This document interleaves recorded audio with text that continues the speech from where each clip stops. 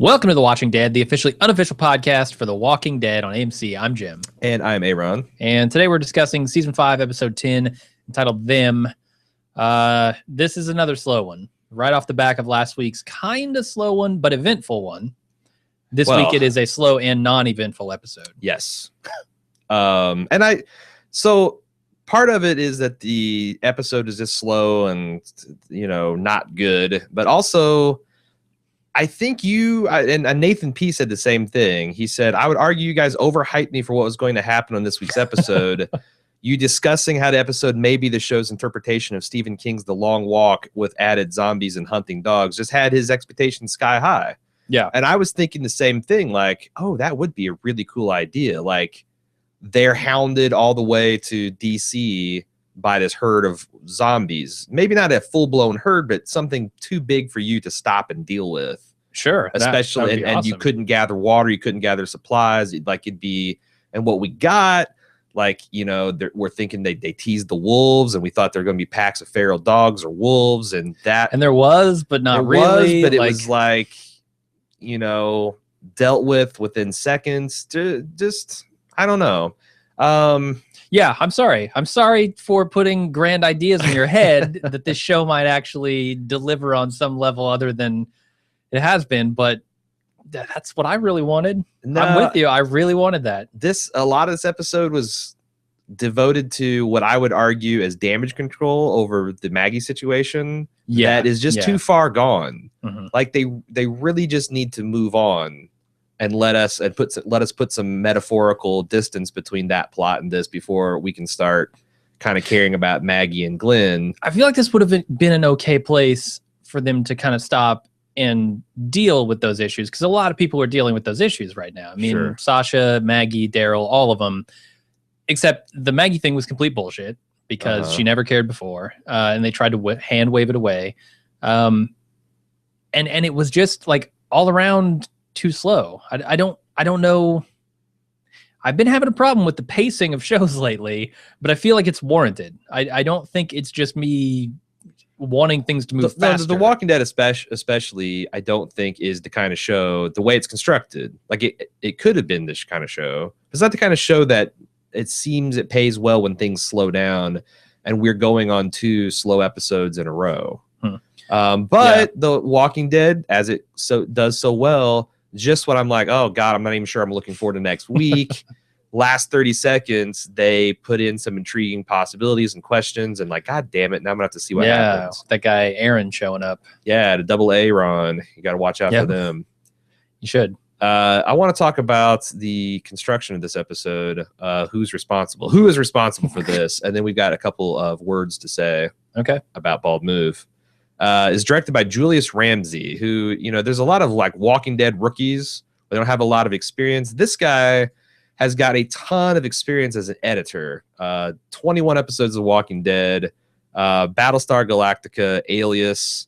That's some of the highbrow stuff. He's also done The Bachelorette and American Idol, and Fear Factor, but he's got a lot of experience on this. He's only had 2 directorial outings. The episode from last season, Still, which was kind of Daryl and Beth's coming out party. It's pretty slow, but too. You and I liked a lot, yeah. A lot of the internet did not like that. And then he's got this. Heather Belson has only got 3 writing credits: Walking Dead, Black Sails, and Unforgettable. Was never aware of Unforgettable to have the opportunity to forget it. Black Sails, of course, is the pirate quasi-fictional thing, series on the History Channel, I think. And then, got The Walking Dead. She wrote Them and Self-Help, which we kind of were fans of. So, and I think this episode was really well shot. There's some gorgeous scenes and some really nice shot composition. It just is in the service of nothing going on. I think Sepinwall said it best. There's like 5 to 6 minutes of character development and plot that stretched over 45 minutes of television, and it's just too much. Sure. Before we get into the recap, let's talk about the future of Bald Move, shall we? Okay, sounds good. We're making some changes to the direct listener support scheme. And there's a lot of reasons why we're doing this. Jim and I, over the holidays and early January, we had a bunch of think sessions where we're like, what's the future of Bald Move looking like? And we started thinking of new types of content we could do, new types of, premium type of stuff, new different experiences that we could bring the listeners more into the studio and kind of flex our creativity a little bit. And we started thinking like, what tiers should that be and what price? And we started getting depressed because like you can rapidly come up into a situation where you're doing stuff that's really cool and you're really proud of, and like 20 people are watching it. Yeah. And that's no fun because, our goal is to give this stuff to as many people as we can because we think it's cool and we like doing it. And we're at odds of our other goal, which is to put food on our table. Sure. So, we did some surveys and people said, hey, we love what you're doing. Across the board, everybody's super satisfied. But there's a couple things we kept coming across is, some people just aren't going to support podcasts. And then there's other people that want to, but, at the $5 price point where they can get the live watches and all that stuff is just too expensive. So we're like, what if we charged $1 a month and you got everything? That's insane. There's no tiers. They're like, Johnson & Johnson baby tiers. There's no tiers as far as support levels. There's just no tiers all around. Everybody that wants it can get the stuff and we can get paid. And we kind of like were joking about the $1 a month. And then we started thinking about seriously. Sounds crazy. There's no way we can do that, right? Well, it turns out the credit card fees would eat us alive at $1 a month. Unfortunately, yeah. But what we did do is you can get all the content for $2 a month, or you can still get the $1 a month if you buy it a year at a time. You get the 1 year subscription. It's $12, and that's $1 a month if my trigonometry checks out. So you can still get that. It's a fantastic deal. And what we're talking about is you get ad-free feeds. You get access to all of our live content where we're actually recording a podcast. We're doing live watches, which if you're not paying attention to anything, pay attention to this. We're going to do a public demonstration of this technology this weekend. So for the Walking Dead. At 9:00 Eastern Standard Time, we're going to start a stream where it's me and Jim watching television. We've got kind of an innovative way to show just enough of the video that you can kind of get synchronized with us, and you can either pause your DVR or pause the stream so you can watch it in real time with us, but not enough that we'll get sued by AMC. Mm-hmm. You can't really watch the episode that way, but you can certainly have it as a second screen experience. Sure. And all of the stuff that we're talking about is going to be under one banner, which is Club Bald Move. Yep. You'll just be able, as of right now, you can go to the website. Baldmove.com. So you can, go to, there's a big button right in the middle of the homepage now. Yep. It says join the club. You can go sign up for that and get access to everything that we currently have in the feature set and a lot of stuff that's going to be coming up in the future. We want to add a whole bunch of ad-free website stuff and just a whole bunch of other stuff that we think is fun and good for the listener. Yeah, we're going to start doing skits again. You do video skits. There's a whole bunch of stuff we've got and more to come. Yeah, none of that's going to cost you extra. So you pay for your $1 or $2 a month right now.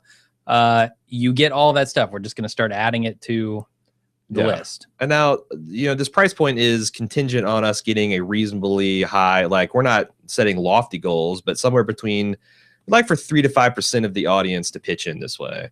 And it's also, it's super important. I mean, if it doesn't happen, we're going to have to do something else. Because the old way was working. It just, we didn't want to be doing this for an ever more exclusive set of our fans. We want to be doing it for, price this out to anybody who wants it can get it.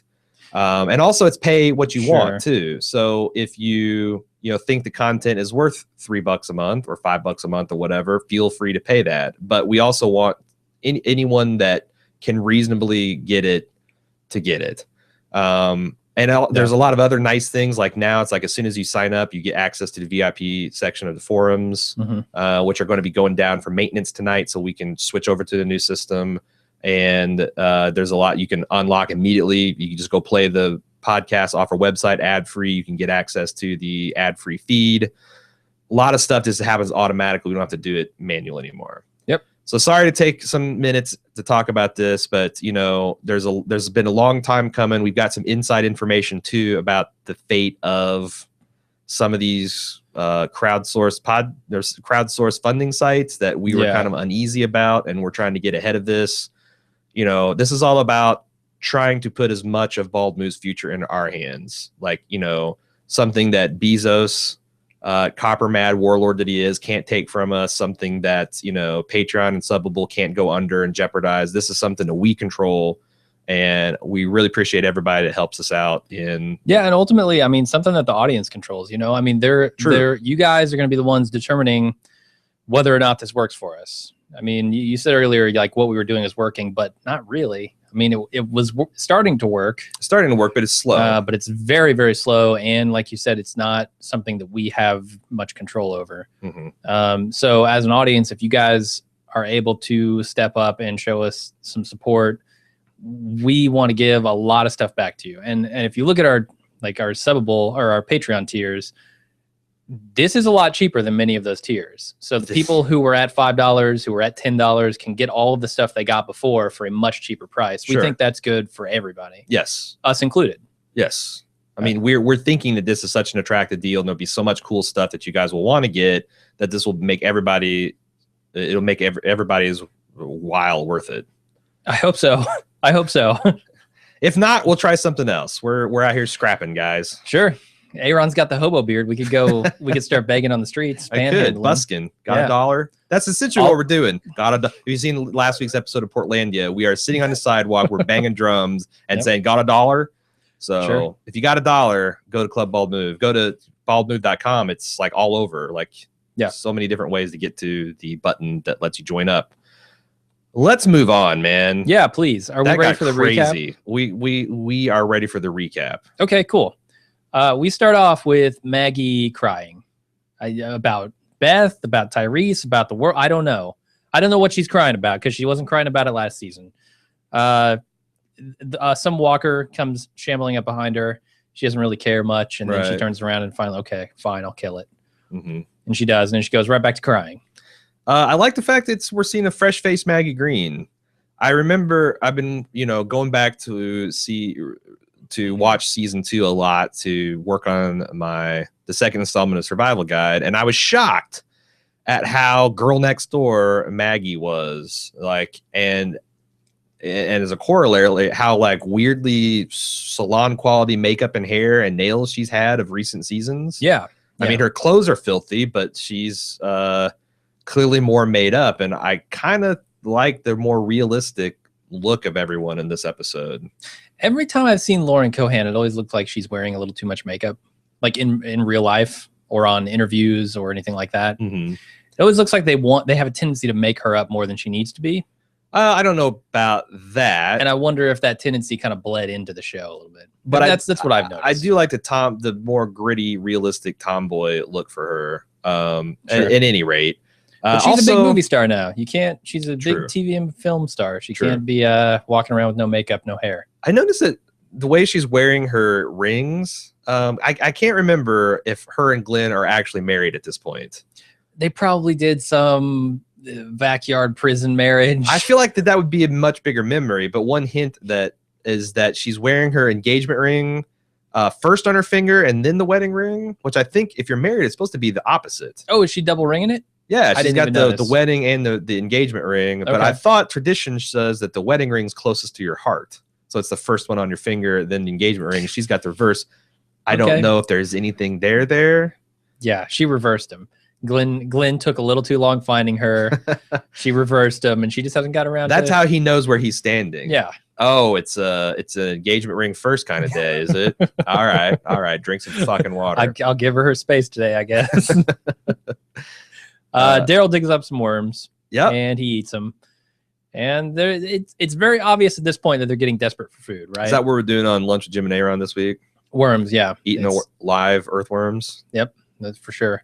We did bugs last week. This week it's worms. It's turning in, like ones I said. This is slowly turning into Fear Factor. Sure, we've got other things, other insects ready to eat lined up. Never happening. Yeah, but Daryl's doing it. And then Sasha is looking for food, and she finds some dead frogs, and she's like, "Nope." No, So no this food or water down here. this is starting to become kind of like already. It took me a long time to figure out what they're doing, which is looking for water. When Yeah. everything around here looks like it's super lush. You're right. The sand that she kicks around in is mud. It's damp. Like Yeah. there, you could probably dig a foot down here and get water. I also frogs don't just do that. Die with no water. No, they have other ways of like they can go into hibernate. You don't normally see just a bunch of dead frogs lying around because they're too stupid to fucking find water. Yeah, I felt like that was, you know, there's a theme of kind of the entire planet just trying to kill these people Yeah. throughout this episode, and I felt like that was good. That caused a little bit of dread, but it was kind of undermined by, you know, the just foliage everywhere. Well, see, I made in a the joke. woods. I made a joke about on the live watch about, God damn it, Moses. What here? You know, it's like it's one of the 10 plagues, right? Oh yeah, with the frogs. And then Aaron shows up at the end, which was Moses His sidekick, forerunner, yep. spokesperson, sidekick. Uh-huh, Yes, yep. he's His the Old sidekick. Testament sidekick. I wonder if this is another thing where they're going for something kind of arty and symbolic, and it just isn't landing. Well, you were talking about Rick's beard as well. Rick's beard also looks very mosaic. Yeah. Like And it's, he's I trying feel to like lead his him. beard aged 30 years since last episode. It's getting some gray in it, some grizzle, and I should know. I'm an expert at gray grizzled beards. You're right. Maybe there is a theme. There's certainly a theme of Gabriel losing his religion, forsaking his God in this episode, and then Yeah. being sorry about that. Yeah. I'm just saying, if you're going to contrive a situation, I'd rather have a contrived situation of them trying to outpace the herd than they can't find water and they're too weak to fight and all that. It's, I don't know. It didn't look like the place was out of water. I had multiple people write in to say like, no, this place in Virginia is like if of course they're still in Georgia. Number one, number two, They aren't. Huh? They made it outside of I know, but Richmond. they're physically filming. Oh, gotcha. Yes, Georgia. You are correct. But where they're supposed to be, people from the area, like that's a watershed area. It's Yeah. like tons of water all around, like even the driest parts, it never gets that dry. And it just, you know, it'd be like if they tried to say that this is Tatooine. It's like, but there's trees and there's grass. It looks like indoor. What the fuck? Yeah. So I And don't want to belabor this throughout the whole episode. Yes, so get it out up at front. But I'm just Yeah. saying that was a constant annoyance throughout the whole episode. They're supposedly desperate for water. Yep. But nothing looks like it. Sure, I'm with you. Speaking of Sasha and these dead frogs, she's kicking around, and I noticed her boot style starting to look a lot like Michonne's, with kind of half unlaced, with the tops flopping around. Like I don't know if that's to just stay cool. It certainly impedes their ankle support. Sure. I'll tell you that. The purpose of those boots. Right. Gives It was- a nice it was convenient flap interesting. for a walker to grab onto. Yeah. We'll talk about Daryl's. But when it starts Stuff downpouring later. water, it collects, you know, it's a Oh funnel yeah, effect. yeah. So, So you just take the boot off. And drink. She's got a desperation water supply right there. No problem. You thought it was bad in the instant cast when I said take off your shirts and wring them out into bottles. Take off your Bad. boots. Oh, Drink out of a boot. oof. Wasn't that like someone just told me that was some kind of tradition that you drank out of a starlet's heel. It was in conjunction. I watched the Phantom of the Opera for the first time, and someone, it was my girlfriend. She said that I get people were drinking out of this woman's heels, and I was like, Ugh. gross. She's like, yeah, that Yeah. used to be like a showbiz tradition or like an opera house tradition. I'm like, okay. Yuck. Before or after the show? Is there an the whole appropriate time to drink out of someone's shoe? I think there's a apparently more. there's Yes. there's an appropriate Yes. time just out the box. Yeah. I got some fresh kicks. They're You slip them on, you take them off. I drink out of them. That's fine. I'm Okay. okay with that. or if they're the proverbial glass slipper, you can put those through some hot water. Yeah, They're- yeah. I'd drink out of that. Why not? All right, they're walking back to the van, and Maggie's questioning, how much longer they can survive. It's been a day and a half there without with water. Sasha. Yeah, day and a half, no food, no water. They have 60 miles to get to DC, so they've made it 40. We knew they were 100 out last time. Yeah. Seems like you're right. We were talking about this earlier. The first 500 miles, a breeze.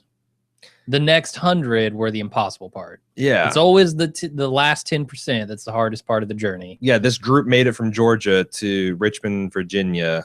No bubbles, no troubles, not running out of water, no more than average difficulty, and so close yet so very far away. Indeed. The van runs out of gas, so they start walking down the road, and they notice, hey, we're being followed by walkers. And Daryl's like, should we take them out? Like, nah, we'll get them later. Also, this is the first of the theme of people trying to get Daryl to deal with his grief. And we also have a clear-cut timeline. Rick says it's been 3 weeks since Atlanta. He says, I know you lost something back there, which that's an open question. What exactly Daryl lost? Yeah, so he lost something with Beth. And I think, he started to open up to Beth a lot more than anybody else, even Carol, honestly. Well, which is sets up a kind of nice scene between those two. Yeah, it does. So I think maybe he lost kind of what he felt as a companion in this world a little bit. Whether that's, we speculated on whether that's a sexual thing, whether that's romantic, or what that even means to a guy who was abused as a child. It could mean a lot of things. And the thing is, it certainly was a relationship, and there was a lot of potential future in one way or another. And it's certainly something I believe Daryl would mourn. Yeah, the loss of. So Daryl goes off to find some water. After seeing the scene at the end, I totally don't believe he was going to find water. He was going to burn himself and cry. Carol follows him. I'm gonna go crack the top off one of them frogs and drink it down. Yeah, but Carol follows him, spoiling his plan. And then Carl walks up to Maggie and hands her a music box, which we will come into play later. Carl making a move? No, I don't think so. Like, Beth is gone. The closest one to my age now is Maggie. Gotta take a step up. I think that, like you're 12, 13, 14 years old. Like, I believe there's that situation where, a 24-year-old woman, like, there's no possibility, but you still try to do like the little boy things to get their attention and flirt with them. And they are like, oh, that's so sweet. And that makes it feel good. And you're not really sure. I mean, I think there's something there, but it's not like serious. He's trying to, when Glenn walked up and hissed at him, I got the point. Yeah. He jiggles the pocket watch. So got the keys. Yep. Beat it, punk. Yep. And then we see Gabriel fidgeting with his collar. And he's telling Maggie all about hair shirts, which she knows about. I've seen the Da Vinci Code, okay? Know about your goddamn hair shirts and your chastity belts and whatever the fuck you're doing. Yep. All Sicko. that kind of weird shit. She's not impressed with his religion at all, but he won't let it go. And so she brings up him not saving his congregation. Boom. She rolls a natural 20 and hit for critical emotional damage. And the way she said it was so cold. And then just walks off. And like, I like that. I was kind of confused by the lack of water, but I like this early conflict because someone's needed to tell Gabriel that for a while now. I'm surprised Gabriel hasn't learned his lesson. Like he does in this episode. Well, they let him, but then they bring him back in. They let him preach over Tyrese's body, and he got a, clergy boner, and yeah, I feel like it lasted over 4 hours, and someone needed to call the doctor, and Maggie was that someone. So I'm definitely in Maggie's boat here. I am all about, in the zombie apocalypse, religion has no place. Sure. Your God has already forsaken you. Sure. Look at the surrounding landscape. But this episode brings that back around with the miraculous shit that happens at the end, and we'll talk about that, I guess, when we get there. Yeah. It has me torn on what the show is trying to say. Which we talked about a little bit in the instant cast, but we'll probably talk more about here. Yeah, and I'll talk a little bit more because I wasn't aware, but I guess there's kind of a definitive answer in the comic books as far as in Kirkman's mind, which we can talk about in the spoiler section. But I was the same way. I thought we were pretty, Nietzschean. I don't know how you pronounce that. In the God is Dead part of the Walking Dead universe, but apparently not. He's making a comeback. I think so. More following by the walkers. They're being stalked by walkers. Walker stalkers. Obvious reference there. I wonder if they're actually making a reference to the convention. I don't know. potentially. Sasha thinks Someone should have said that if they were going to do that, and I'm sure Eric and James would have flipped their shit. But if someone had said those walkers are stalking us, that would have been pretty. Come on, would have killed you, Gimple. Yeah, would have killed you. Sasha thinks they can take the walkers, and Michonne agrees, but doesn't think it's the right time. They're almost out of gas here, and she tries to give a pep talk to Sasha with stuff about her brother being weak, I don't know, or being strong. Pissed. Your brother's pissed, but it made him stupid. And you're starting to act the same way. Don't act that way. I feel like it's Michonne's curse that she's going to be with these people when they do stupid stuff, because this was essentially the bridge was her green wall of Ivy moment. Oh my God, yeah. Where it was Bob going insane. You mean Tyrese?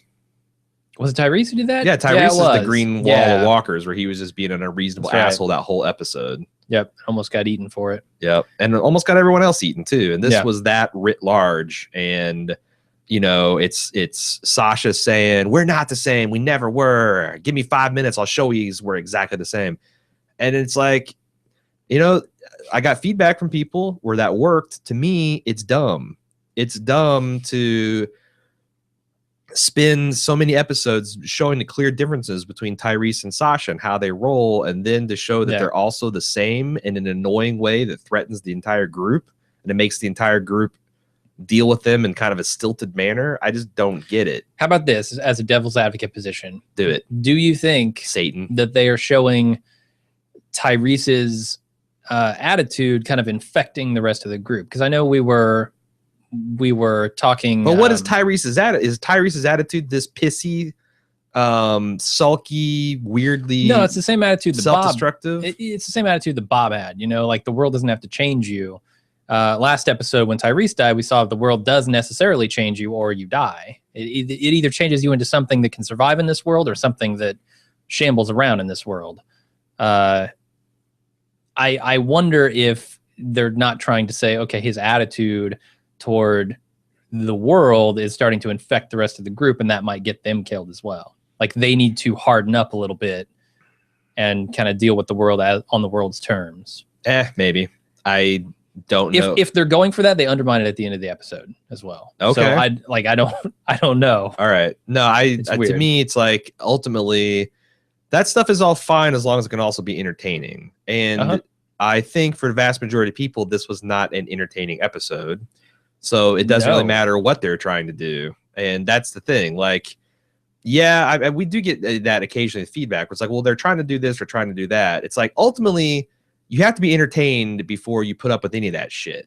Like, I agree. The reason, especially in this show, the reason that some of these shows like, Breaking Bad, The Leftovers, True Detective, etc., The Wire's this to the nth degree, the reason they're able to pull so much social commentary and symbolism and kind of reflective, slow, artsy things is because they are also relentlessly watchable.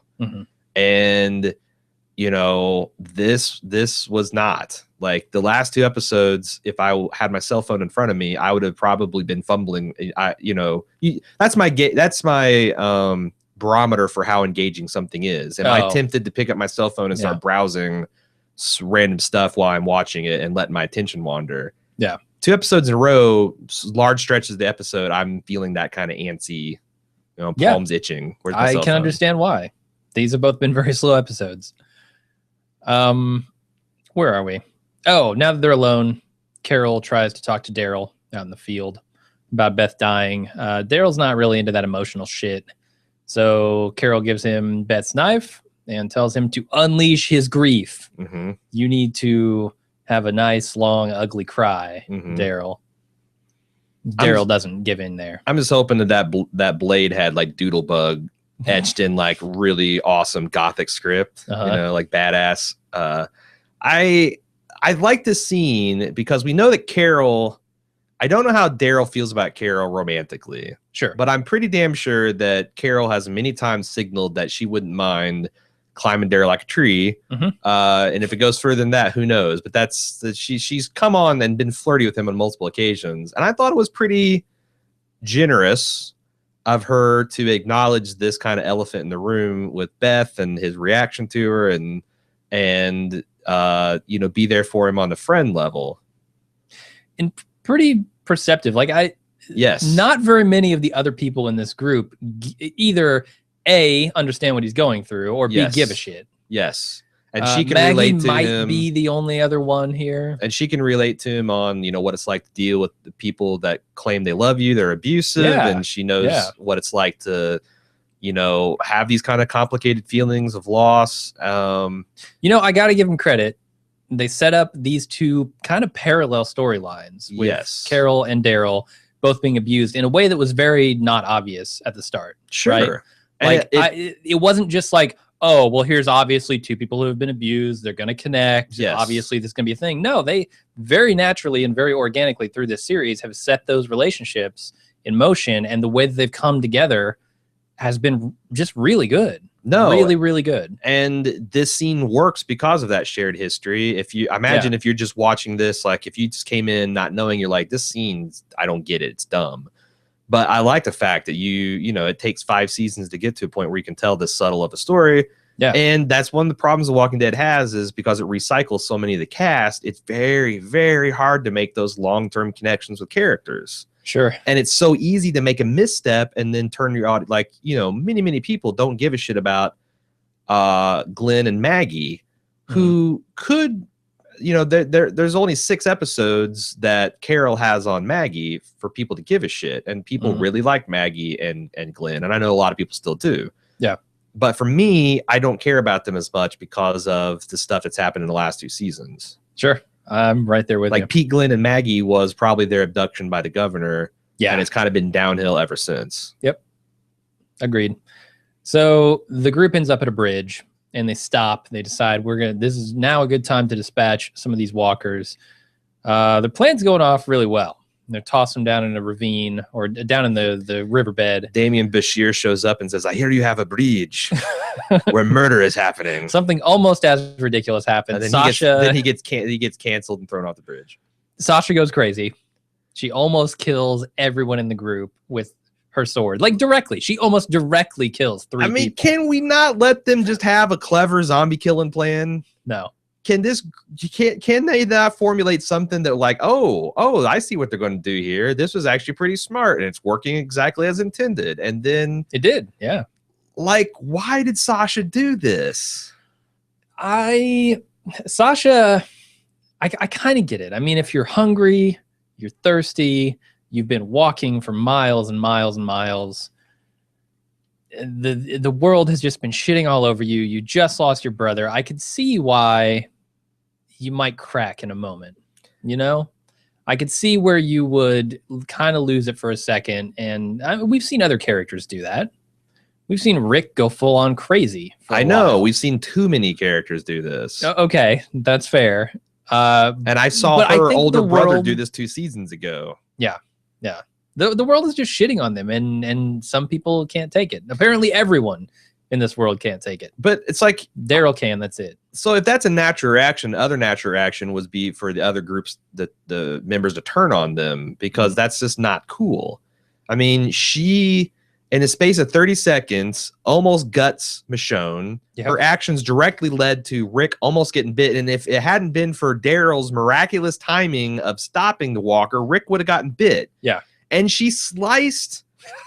I thought I might have misread this, but she actually cuts Abraham with a zombie blood-soaked blade, which I don't think anything is going to come of, which is another head scratcher to me. And they're treating her as if she is on a reality show acting out. Like this is, America's Top Model, and she's not had her Rice Krispie treat for today, and she's going on a rager. And, I want to see, like, you are putting us all at fucking risk. Yeah. I've come up with a new term for devil's advocate. Okay. The internet advocate. The internet. I think that the internet right now would be screaming, isn't it cool to see the world one by one break these people in a very similar way?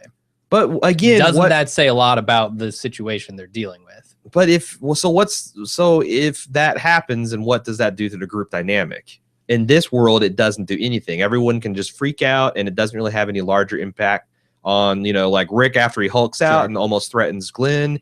He comes out of the tombs and washes his face, and everybody, all is forgiven. Nobody has to deal with any stink eye. Nobody has to deal with any shit. I don't know. Like, I just, it's annoying to me. It's hard for me to watch people put other people at risk for no other reason than pure selfish giving in to their emotions. Okay. All right. That's all I'm saying. Sounds good. Plan just got dicked. That's all I'm saying. The plan got That's dicked. one of my favorite lines in the episode. Plane got dicked. Plan got dicked. Abraham has quite a way with words. He does.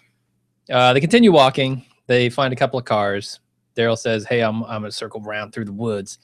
Maggie goes in to inspect the cars. Yeah, fuck all you. by You can herself. do as much circle as you want. I'm I'm really not waiting for that shit. I'm going in. really weird. I was like, okay, yeah, circling around. This could be a trap. Very smart. Yep. But the plot rolls on. The plot doesn't give a shit about Daryl having a clever thought. It's just, no, go ahead on in. Yeah. Alone, apparently. Yeah, I Like- love how the episode before Rick is talking about why they can't stay in a place and all the tactics involved in that, and now they're just Daryl's gonna go around with good tactics. Maggie doesn't care. Yeah. Yeah. And it's like, where the way it's shot, it's like they're all together. Daryl's going to circle around. Then Maggie's up here at the cars, and no one's in the next county Yeah. until she shuts the door, opens the door, and then almost whips out her gun. And then Glenn's there to stop her in the nick of time. But like, that's really odd. Like, It's weirdly shot. Yeah. we got someone that's more of a cinemaphile than me in the feedback, kind of talking about the difference between last episode and this episode favorably. Mhm. But to me, this was full of a lot of things that were shot where I felt like I didn't know what was going on. I didn't know who was in the scene, how much, like, it felt like a weird jump. Daryl walks off, says he's going to scout it out, and immediately Maggie's at the trunk. Yeah. I felt lost as a viewer. I'm with you. So she finds a walker tied up in the trunk here. She shuts it in and then thinks better of it, says, "Oh, I'm gonna go back and kill it." Which, if Maggie had been able to shoot that lock and drawn more walkers, Oh my God. I don't know what I was- would have done. I was yelling at my TV. Do not shoot that lock. Do No. not shoot that lock. No, you That can is so dumb. You can see our live reaction. We were both like, "Thank God for Glenn," but like, God damn it. Yeah, so instead Glenn goes in and kills it for her. Maggie is losing hope at this point. And she sees that walker. What do you think is going through her head when she sees this walker? What's going through her head when she sees this walker? The first thing I thought is this is a rough Beth analog. Okay. It's kind like of maybe Beth being tied up perhaps in the trunk of that cross car. but more as like this is a tow-headed, kind of similar in broad strokes dress and maybe even the same age, although it's hard to tell. Very hard to tell. And like, this is what happens to young girls in this world. It's what happens to young girls in our world. More times than we care to admit. But yeah, I felt like it's just a reminder of Beth, and they're trying to do this thing where Maggie's first reaction was to ignore it, and they're trying to make a parallel to how this is kind of the bridge to the next sequence so she can talk about and try to make us all good with her feelings about Beth, which I don't think worked. Yeah. But it's not bad. Like, I could see this working in a world where they had done any kind of work, which this is something Sepinwall said in his review too. All this would have worked much better if we had gotten a hint of this motivation in any of the episodes between season 4 and now. Yeah. Like, all we needed is one scene where people, like, when she meets up with Glenn, he's like, now we just need to find your sister. I'm not even going to worry about it. She's dead. There's no way. Yeah, it's obvious retconning, and I hate that they're doing that. Like, all it would have taken is like 15 seconds out of 2 episodes in the previous season. Yes. And we're good. Yes. And it's obvious that they just didn't think of that. That now they're trying to fill in the gaps and hope that people will forgive them for it. And right. But it's hard to. To me, it's like you drop the ball, you just need to move on. Do you think it's better that they address it now No. than if they had never mentioned it at all? No, I think it's when you fuck up that bad, you either have to come up with something that is going to redeem it. Like, maybe they could have come up with something that would have made this all made sense in retrospect. I don't know. But unless you have something surefire like that, I think the best thing to do is just move on. Mm-hmm. Just pretend like it didn't happen and give us something, because what you're doing is you are burning screen time on something that we could care about, on something we don't care about, and we've all collectively decided is horseshit, and we've moved on. But you're still taking these minutes. You're making us watch this, and we're getting madder and madder at being sold this bill of goods when you could be doing something else. So this needs to be it. This needs to be the last time they ever mention Beth. I don't know. I'm kind of hopeful, because this episode does feel like maybe this is the rainbow at the end of the storm, and maybe that Maggie, Sasha, and Daryl could all move on. You know, Daryl they set up like appropriately, but weirdly, completely. Most of the grief has been dealing with Maggie. Like, she had the big showy. I mean, I guess he's carried not that her kind out, of guy, and he carried her out, so maybe that was a thing. But like, sure. I could see Daryl dealing with this and all that, and because they've set up that groundwork and that relationship they had. You know, and we're guilty of the same thing. We're belaboring this point. All right. It's bullshit. Fair enough. I'm not addressing it anymore. I don't care. I don't care. I've said my piece on Beth and Maggie. Do you think that this show is... So I feel at the very end of this, that with Aaron showing up and with this big miracle that happens to save them from the walkers outside the barn, that the show is setting me up for another punch in the gut. Because they've done it before. They've done it many times. They've done it with the prison. They've done it with the farm. They've done it with Terminus. They've done it over and over. It seems to be the MO of the show. It's Charlie Brown in football. We think this place is safe. We think we're going to get to stay here. And then they get kicked in the dick over and over and over again. And I feel like that's what they're doing again with Aaron. Like, I don't know what he's promising. I don't know anything about this guy. But that rainbow at the end of this episode feels very much like a false flag. Sure. And I think you're completely right to feel that way. And, you know, I don't know what else to say about it, because I think that's exactly how we should feel. Okay. You know, that the show has taught us to feel that the stranger danger is a real thing, and you can only trust those. Like, there's a procedure. Like, Rick needs the, you know, in the prison, they'd isolate the people and they'd ask them the three holy questions, and then they would either be trusted or not. They'd have to earn that thing. So we're gonna, you know, and if anything, they're with this declaration of them being the Walking Dead, I think they're even more hardened to that strategy. Okay. So it'll be interesting to see how they evolve the show from here, where they'll ever make a change that, you know, when can you start to rebuild society? When can you start to trust people again? How do you trust people? Yeah. No, those are interesting themes, certainly. Okay, Daryl finds a half-eaten deer and a dead walker by a tree. Did you use a walker? Because I noticed this guy's face eaten off. And well, yeah, maybe he never turned into a walker. When I saw the half-eaten deer and the face eaten off, I immediately started thinking, "Oh, wolves! Like this is something that a pack of dogs would do."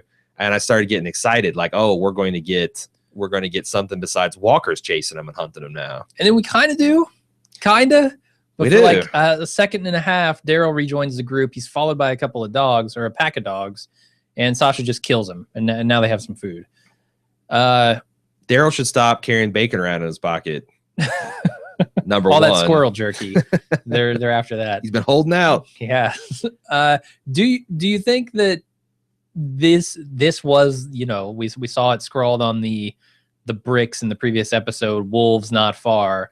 Do you think these were the wolves they're talking about, or do you think the wolves might be a pack of humans? I feel like it's probably more the pack of humans. Okay. But especially now that I've seen the wolves, that these things are just quote unquote wolves. These wolves are almost like manna from heaven. This was almost a divine, miraculous thing, that they were starving and the Lord provided unto them the canine banquet that they feasted on. They were thirsting and the Lord opened up the heavens so that they could drink. I mean, this is very Moses and Aaron striking their staff on a rock and drawing forth water out of it. And that's kind of cool, honestly.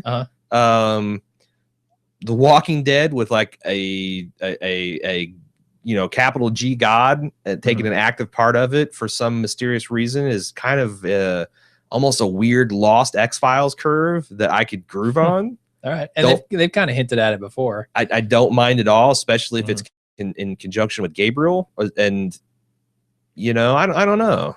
I don't know. I'm open to this. I think that this is a little ham-fisted in the way they're doing it. At least it'd be kind of like, you know, if it wasn't for the tornado, the zombie tornado at the end, this is the kind of thing where you could talk about, you know, like, oh, this was God providing. This is something like straight out of the Israelites wandering in the desert. Yeah. It's a motif that's not hit too squarely on the head. When they add the tornado at the end, it's a little much for me. You know, it wasn't too much for me. It was just the way it was shot and edited. Yes. That made it feel very strange. It didn't make me feel like I was confident that this was a miracle. It made me feel like I was surprised that it was not a dream. Plus, once again, it features some inexplicable behavior on the part of our survivors. Yeah. To work.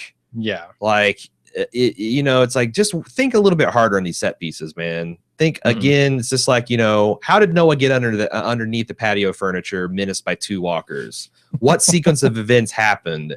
What sequence of events? We're not at the scene yet, but fuck it. Yeah. What sequence of events leads our survivors to come to be menaced by these walkers in the middle of the night and have this life and death struggle and the howling wind, the pouring rain, and then we cut to daylight where they're all asleep and they walk out the barn and they're just gobsmacked by what they look at the walkers dead by the storm.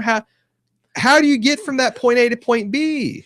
It's an uncanny series of events, and if it were me and suddenly the walkers are not pushing on the door, yeah, I would go, what just happened out there? The second it calms down out there, I I gotta take a peek out to see what's going on, so I can know I can sleep again without having these flesh rending zombies on my ass. But there's no way to get from that point A to point B that doesn't explain. I guess a ton of, like, a bunch of LSD in the water would explain that kind of behavior. Yes, God made LSD rain. Yeah. Literal acid rain. The bar got struck by lightning and everyone just got zapped and knocked unconscious for a couple hours. But the other option, and I'm going to play the internet advocate here, is that Daryl stayed up on guard. Because Daryl is awake in the morning and says, I should get some sleep. So the winds howl. And everybody's like, and the barn door stops shuddering. And Daryl announces to everyone, it's cool, go to sleep, I'm gonna stay on watch. And everyone goes to sleep. He is a badass. He is a badass. I'm like, I would trust my life to Daryl, certainly. But you're right, the events that happened outside are so crazy that I would want to peek. You'd have to. I would have to. I couldn't sleep without knowing what the hell went on out there. Yeah, something makes these zombies go away. Yeah. And you don't go out and investigate. Or it's shocking. If Daryl went out and investigated, or maybe 2 and 3, it's like, hey, this damnedest thing, trees fell over and killed all these zombies. I would go, I want to see that. Yeah. Or you don't come out and express amazement at, hey, you know what? It's just like Daryl told us last night. Anyway. Yeah, it's something with the editing and the way it is disjointed and doesn't fit together that makes me not like it. And they had the thing where, like, is this a dream? Oh, it can't be a dream. There's no way it's a dream. And then you're like, they wake up the next morning. I guess it was a dream. Just as you're getting on board, it's a dream. They go outside and it actually happened. And then you start thinking, okay, I'm trying to reconcile these 2 narratives, and it just doesn't work. It does not go together. It's a square peg and a round hole. And they are, you know, between Julius Ramsey and Heather Belson, they're just banging that peg as hard as they can. Sure. And we're the ones losing out. Yep. You know who else is losing out? Losing out on his faith in God. It's Gabriel. Gabriel eats the dog meat and says, fuck it, I'm out. This religion thing is not for me. Cannibalism didn't do it. Watching multiple people get butchered in his own church didn't do it. His own fiduciary irresponsibility towards his flock doesn't do it. Eating dog meat. It's over. It's over. That's a bridge too far. You can't eat fucking dog food, and you sure as shit can't eat dog meat without losing your faith in God. You just snatch that collar off and burn it. Yeah. You burn it. Yep. You curse God and die if you have to eat dog meat. Pretty much. Glenn and Maggie are talking about why she never cared about Beth. Maggie gives some half-ass excuse about, you know, hoping she's alive or thinking maybe she was alive out there, and then cries about her death again. She also doesn't know if she's able to continue living in this world. And I'm like, fine, die. Take Glenn with you. I will say that they are really hamming up the Walking Dead aspect. Like, if you look at how Sasha's walking, she's got the wobbly head, and they got the, you know, kind of like staggering gait. One shoulder in front of them. And they're walking in front of this, you know, before the serious walkers. It's actually kind of cool. Yeah, no, I'm fine with that. Yeah. Thought it was awesome. That's part of the thing that actually works. Abraham then comes up and offers Sasha some booze, and she says, you know, it'll make things worse. And he says, you will make things worse if you continue your behavior. She says, we're not friends. Like, this whole exchange is just brutal. And Abraham's just, he's like, all right, taking a drink. Okay. You know, maybe he's got a deal. He's like, that's good to know. It's the Walking Dead drinking game. Anything illogical happens on the show, you take a drink. And he's just playing along. Yeah, no, I like Abraham's reaction here. You know, what are you going to say to that? What has she got against Abraham? I don't know. Because Abraham's like, you know, this cut that I've got in the shoulder that you're looking at right now, that's probably infested with zombie guts, and I could turn. Fuck you if we're not friends. I'm coming after you first. Yeah, if we're not friends, then I'll just punch you in the face right now. Yeah. Daryl finds a barn. He sits down for a smoke outside, and he puts a cigarette out on his hand, and then he cries. Yeah. That not about the cigarette stuff, but about some emotional Daryl shit. I don't think that's how. I mean, I don't know. I'm not a self-harmer, but I felt like that's you do the self-harming to keep from you do the physical pain to distract from emotional pain, right? You're doing it wrong if you have yourself a nice long cry after you burn yourself a cigarette. But again, I don't know what I'm talking about. It's true. Probably borderline offensive what I'm saying. And maybe he was trying it. It didn't work, and so he broke down crying. It just wasn't enough to ease the emotional pain that he was feeling, or to gloss over it. There you go. Also, I noticed that his pants are tied off. Oh yeah. Like, I don't know what purpose that serves from woodcraft. Is that to keep like bugs from crawling up his legs? Is that to keep poison ivy out? Is that if so, why is no one else doing it? Yeah, I don't know. You know, it's like, this is the kind of thing, maybe he's like, every night, I'm telling you guys, you need to tie your pant legs to your boots. You won't get the Eugene, you're wearing shorts, for Christ's sake. Find some fucking jeans. Your boots bullshit. Stop out of Walmart. They got Husky Boy sizes. Millions of jeans in this country, and there's only 1,000 asses to put them in. You can get some fucking jeans, Eugene. Your name's got Gene in it. Wear some goddamn denim. Fuck. That's what he says. Every night. Every night. It's getting a bit much. As Eugene just rocks and sucks his thumb as he's just Daryl's in his face screaming. The first few nights he was like, he tried to explain it. He was like, for combat, I really don't think the jeans are the appropriate attire. And that's right. I need crotch room and freedom of movement to pull off my first person shooter moves. Oh Christ. Now 2 years in, he's done with it. Anyway, Daryl comes back to the road. He's found the group, and they found water. And Eugene tries to drink it, but Abraham slaps it out of his hand. So it's cool. Number one, I don't know. I kind of thought it was. I kind of excited. It's like, let Eugene drink the water. Eugene is now useless. Not anymore. He can be the water taster for everybody. But Abraham smacks that out of his water, which is somehow like Abraham is definitively gotten over being upset with him. He's back in his protector role. I guess so. Yeah. Like, you're a miserable fucker, but you're our miserable fucker, and you know, we're all friends, kind of, sort of. Just wait until Eugene says you're not my friend, and then it's all over. I like Eugene go for it and say, he just mumbles something about quality assurance, like, you know, like he's full. It's like, I don't care. It could be poison. Let me taste it for you. Yeah. And then it starts raining, and everybody in the group rejoices, except for Sasha, Maggie, and Daryl, who are still dealing with stuff. The storm moves in, and the group moves into the barn where Daryl found. Which must be said you were incredulous of. Yeah. During the open, you're like, why do you need shelter during a storm? And I'm just sitting there like, I can't believe my partner is saying this. Shelter during a storm? Like, hypothermia. The only thing I could see is those trees, the falling trees. High winds, lightning. Yes. Hypothermia. How cold do you think it is? Daryl's rolling around in a sleeveless shirt. do you realize that you are running 98.6 right now in room temperature with a cold rain? You can die within a matter of hours exposed to the elements. I didn't realize that. That sounds fictional to me. God, you're going to be the Eugene Eugene in our group. You're You're going to be Eugene in our group. You're going to be wearing shorts. You're going to be standing out in the rain with no sense to get out of it. Yeah, if we go full hobo mode, I'm going to be dead in a week. I'm dead in a week. Well, I got the Denon speech down to give you, if it comes to that. Yeah, says the guy in a sleeveless shirt. Maggie kills Walker that they find in the barn, and Carol notes that she had a gun, could have killed herself, but didn't because she couldn't give up, just like them. Sure. Thought that was a fairly good line. The chicken lip zombie. Yeah, yeah. Looking in bad shape there. Abraham is really babysitting that pint of whiskey. You're right. You're right. They start a fire, and he's just back there sipping it. He's been pulling on it all day long. He's like making it last. Yep. Probably smart. Who knows the next time they're going to come up on a bottle of anything. Sure. Rick delivers a speech about his father and how... There's a stack of Bibles in this barn, which, the more I think about it, the more they're making some obvious religious allusions here. Oh, yeah. And I don't, again, I'm not sure what we're supposed to take away from this, what this is supposed to mean to Gabriel, what it means to people like Maggie in the larger group. I think the Moses one is pretty good for Rick.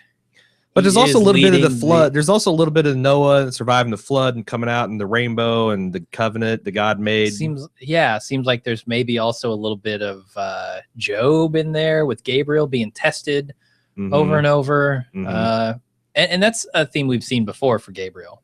Sure. It seems like there's an amalgamation of Bible themes here that they're just. If they rewrote the Job story, there was a windstorm that Job hid in his house. And he locked his family out, and they all died in the windstorm. Sure.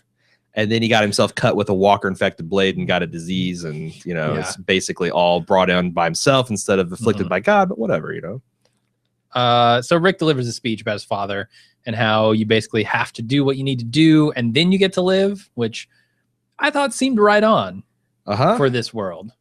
Rick has really come around for me as being one of the most with his shit together characters. He's gone the full gamut. He's been crazy for a while, and now he realizes what it takes to survive in this world, and he's doing all the right things. Yeah. No, I like his journey. He's been every kind of man you can be. He's been the police officer. He's been the madman. He's been the farmer. He's been the Nazi father's son. Yes, his grandfather, who we've conclusively established was a Nazi hiding out in Argentina. All that rich backstory has finally paid off, and you're right. He's integrated the best parts of Shane, Herschel, and Rick. Bob, yeah. Like he is sent. Like I feel I like this arc, and they're doing this part well, where Rick is being shaped by events and circumstances into being the leader humanity needs. Yeah, he's being shaped to be. He's like the John Connor of the zombie apocalypse. He's the leader humanity needs, and that's been something that they've done really, really well over the seasons. I agree. But nobody agrees with Rick here, least of all Daryl. Daryl's like, we ain't them. And then the walkers try to bust down the doors as they're all just sitting around. They one by one, the group moves to stop that. That's so stupid. Literally fighting to stay alive here. So, making callbacks to the episode. Like, it's, I guess, excusable because Daryl's at the door and it happens to him before he has a moment to reflect. But Sasha can't, like, everybody were being run over by walkers on our way to run to the door. Everyone has to slowly realize what's happening. Maggie, then Sasha, then Rick. Yeah. Right. Sure. Goddamn Judith just laying in the dirt screaming. She can't help. Come on. Use her as a doorstop. Wedge her in there. Yep. Wedge her in there. Maggie wakes up the next morning, finds Daryl wide awake, and he tells her that Beth was strong. He hands her the music box which he has fixed. I got to say, when they walk out here and they see all these walkers impaled by trees, Zombie Kill of the Week goes to God. Like, it has to, right? To Jehovah of Armies. It has to. He got the bow out and flexed his might. once again. Yeah, good stuff.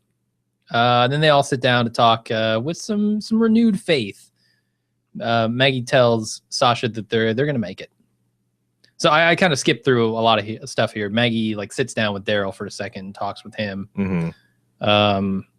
Just about Tyrese Beth. being tough, which he wasn't. Like she's trying to comfort him about Beth, but it ends up like he's comforting her. Like that's what was ironic is I don't think Tyrese is tough in the way that if you look up in the dictionary and it says like he wasn't resilient. He did have a core decent sense of humanity, but he wasn't tough in the way I think of it. Beth was, but Daryl didn't get to see all that. Like she did emerge a tough customer from the Slabtown thing, and she, that was a really good evolution of her character. And then she died. He didn't get to see that. I think he was right about her. He was wrong about Tyrese.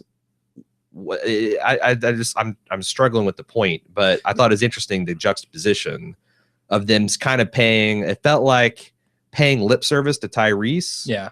And kind of whitewashing that whole thing. Poor choice of words there for Chad. But they almost like with Beth, like she genuinely was tough. I liked where she was going. I agree with that. Yeah, at the end, she understood what it would take to. She was tough in a way that got her killed, certainly. And Tyrese was weak in a way that got him killed. Yes. He was not flexible enough for this world. Beth made the choice to go out. Yeah. Beth knew what was going to happen to her and said, it's better for me to go out here and take this horrible person with me. You know what? Then that's the thing. Like Rick has made that decision multiple times, and just by the roll of the dice, he survived. Like when he pulled the gun on Nebraska, many times has he's made the decision that no, fuck you, this is our stand. He just was able to survive. Yeah. Beth, the first time she tried to pull that, unfortunately, she rolled a 1 and completely failed. Yeah, definitely. Then while Maggie and Sasha are talking, Aaron walks up and introduces himself as a friend. He wants to talk to Rick. Somehow he knows Rick's name, which is very curious. Very curious. And on cue, the music box starts up. I liked Maggie and Sasha's reaction. Like Maggie's like, how? And Sasha's like, why? And it was kind of like grimly humorous. I thought that was pretty funny, and the sky was beautiful. Yeah. Again, it was very much, the ark settling on Mount Sinai, and you got the dove coming with the branch and the rainbow. I mean, didn't have a real. If they had a rainbow, that'd have been officially too fucking much. Sure. And when they're shooting kind of up at the sky past the music box, and the music box starts up, it's like, okay, well, this is another sign, right? This is us with the sign of the music box starting, looking up towards the heavens after this miraculous event just happened. I think that's a pretty good indication that they're trying to say the world is helping them out, God is helping them out, whatever you want. Yep. I just feel like it's a false flag. I think they're setting us up for more disappointment later down the road, and this whole group. Yeah, a lot of people, because we're talking about the coincidence of, and we haven't talked about this yet. On the Instant Cast, we talked about the coincidence of the tornado taking out the zombies. And a lot of people thought that, we didn't think that was possible for a tornado to do that. You and I live for most of our lives in Tornado Alley. Sure. Matt S. wrote in, and he said, I don't know if you've ever witnessed a tornado. I've seen them in person. He goes, I lived through one that hit the Montgomery Blue Ash area, which is where we're living now, just north of Cincinnati in 1999. It was a brutal F4 and it fucked shit up, but I was lucky it spared our house almost completely, but our neighbors weren't so lucky. Just across the street, the houses were torn apart. One of my neighbors had a really cool house with a sunken living room, and a giant branch from a beech tree was poking through the ceiling like fingers reaching in, but it didn't collapse the house. Others got almost completely demolished, but would have left one closet standing with clothes still on the hanger. All this is to say, it might be possible for the barn to stand. Weird shit happens for tornadoes. Oh, yeah. The zombie aftermath is cool, but the episode still sucked. I mean... Tornadoes will reach down out of the sky, pluck a house out, and just be done with that neighborhood. When I was 5, a tornado came within a mile of my house, and all my only memory is being in my cousin's basement and thinking it was cool that I was like up at midnight, and it was scary, but it was also kind of cool. And as a 5-year-old, it's just adrenaline and kind of in this new novel experience. Sure. But 2 tornadoes hit the Mooresville area And I know this tornado in 99 because my in-laws lived this part of Ohio. And I remember driving through and looking at all the damage. So yeah, it's, if you're not familiar, and also I looked up, I was a little skeptical that like Virginia gets hit by a lot of tornadoes. Apparently they do. There's quite a few notable tornadoes that hit the area, and they do weird shit like that. This is an intensely localized phenomenon. Yeah. That can, you know, one side of the street versus the other, one side of the riverbank or another, can be the difference between you being devastated or not. I didn't have a problem with that aspect of tornado. It's just when you add all the circumstances together, it's just like, you know, some notable events in Breaking Bad or some notable events in Fargo. The coincidences, once they start piling up, starts to be too much for me. See, I don't honestly have a problem. This is not the biggest part of the problem with the episode. So no, it's not. And I don't even have any problem with this part of the episode, but because it's very clear that what they're saying is God intervened here. I think so. I don't think there's any other way to read this. I think the show is saying this was a miraculous event. Okay. I mean, between Gabriel celebrating and Maggie changing her tune at the end of this, I think it's the only way to read it. Okay. And so the problems I have with wrong. coincidence are the ones where that's not the case. Okay. So this was fine. No All right. Problem. That's it. That's the end of the episode. It sure is. We made it. We did. Do you have anything else to say, or should we get to some pimping? Do we want to do the pimping live here in studio? Or? No, I just wanted to end up in the segment with that. All right. Well, then let me skip past all the pimping. Let's get to some feedback, yeah? Yeah. Shelby S. from Australia. We talked a lot about how they use The Walking Dead to fill in backstory and how that's kind of bullshit to use as a crutch. She chimes in something I didn't even think about it. I totally agree with you guys that it's bullshit that the show relies on The Talking Dead to fill in gaps, like this week's how much time has passed, how long they've been on the road stuff. I live in Australia. We don't even get Walking Dead. So fuck knows how many people outside the U.S. are supposed to get that information. They should definitely... Yeah, they don't get The Talking Dead. Okay. The show. You said Walking Dead. It confused me. I'm like, sorry. What are you watching? They don't get The Talking Dead. You just get Talking Dead? Because that's weird. They should definitely explain that shit in the episode if it's important enough. I agree. Yeah. That's been my... Because I don't watch the Talking Dead, mostly because I'm doing other things when it's on, and I don't care enough. Like, if something momentous happens, it's always on YouTube or someone mentions in the feedback. So it's not part of my viewing experience. Yeah, we're doing instant cast at the time. Yeah. So. But I just think... It's enough already. It's enough already. I'm with you. I think a TV show should be a standalone experience. And when I hear so Chad Coleman did. What if the second screen experience was the only way to get certain plot points? That would be fucked, right? I think so. What if I don't have an iPad? What if I don't have access to that? Like, I can't participate in the show proper? I mean, part of me wants to say that there is some innovative things they could be doing second screen experiences. Certainly. That once, like, if you could guarantee 100% of your audience had access to that, you could do some really cool storytelling, interactive storytelling features. But to use it to just fill in information that's either, it's kind of like, artists, when they talk about the lyrics and what they really mean, versus I mean, I prefer when artists say the lyrics are, I wrote the lyrics, what they mean to you is what they mean. I hate it when someone comes in and says, well, definitively it's this. Okay. It's like, if you left something ambiguous, an open interpretation, I think it's much cooler to leave it that way. When you then say, oh, no, what I really meant to say is this, it somehow cheapens it. Or it's like, well, then you did a bad job of saying that because it was open interpretation. Yeah. And that's kind of how I feel about the way they're using The Walking Dead. I read an interview with Chad Coleman on Reddit. He did an AMA. And just like his Grove panel that he did on Atlanta's Walker Stalker Con this year, he had some really penetrating insights into Tyrese's relationship with other characters. And I kept thinking, damn, it would have been nice if your character was allowed to articulate some of those things going on inside your head. Like, if these characters are contributing this backstory, then why don't we get to see any of it? And it's a bummer. Yeah, no, I'm with you. So you'd almost rather them just not say anything in The Talking Dead about it. Yeah, like if it's important for us to know. Open. For example, we found out it's been 3 weeks, a couple episodes. So why did they need to say it last week? And someone says, how much time has passed? Like, well, we'll have to find out. But if they say it, like, what the fuck? Yeah.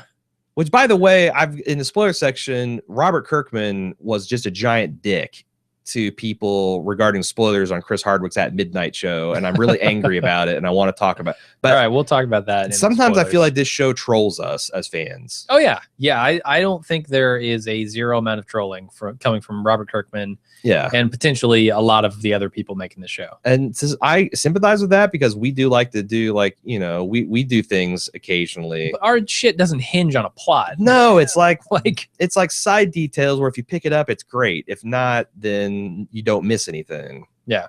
I don't know. And that's what the second screen experience or an after talk show should be, is the stuff that you don't need to get the episode. Mm-hmm.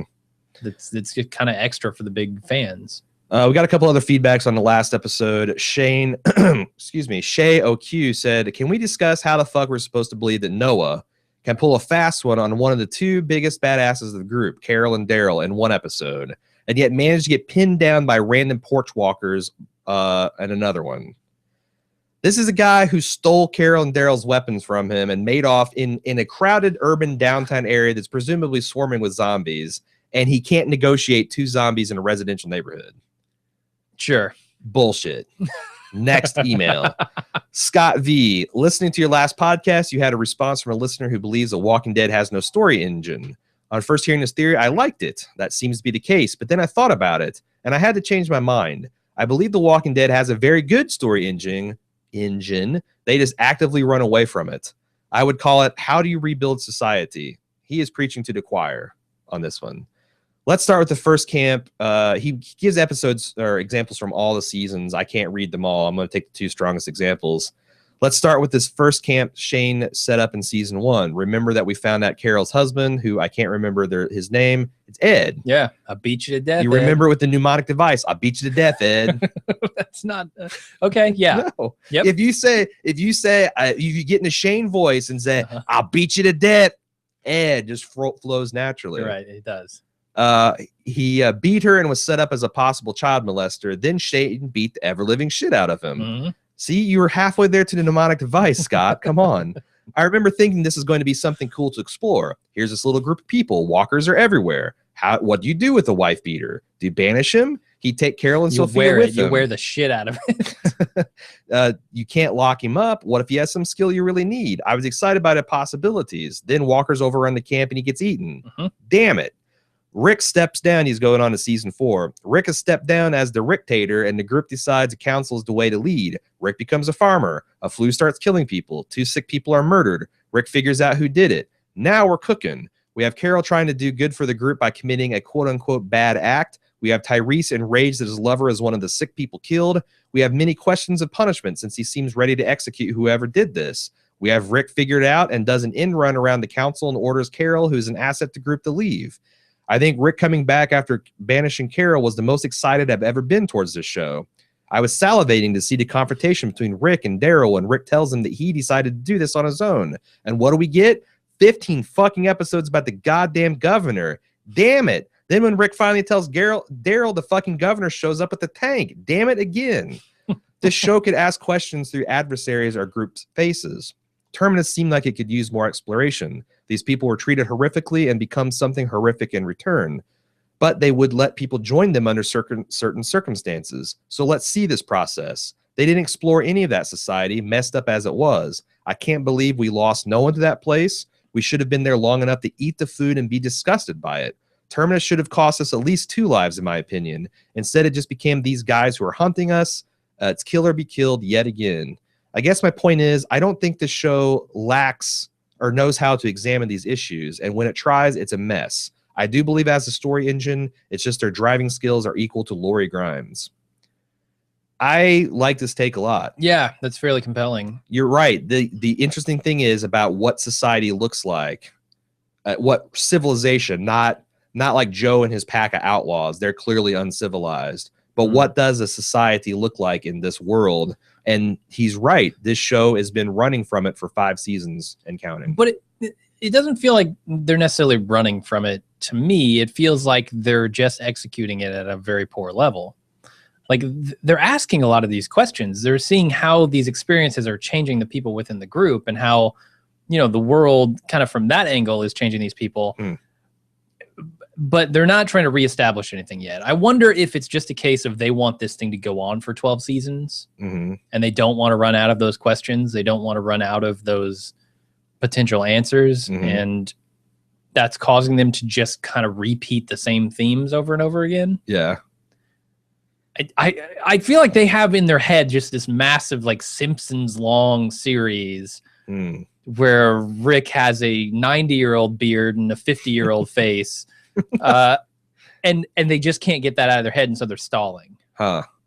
I don't know. I think they're right. They didn't have to deal with the full-blown society, but some of these questions that have come up would be interesting to explore. And they Yeah, just didn't do especially it. that Terminus one with cannibalism. Yeah, how does and- that look? How do you become like that? How does it look like to be inside that group? We got to And does it change you if you're already a part of it unknowingly? Does yeah. like, you know, kind of what's the Honestly, like Craven is that yeah. what's that movie where Guy Pearce is up in the snow? Oh, Ravenous. Ravenous, yeah.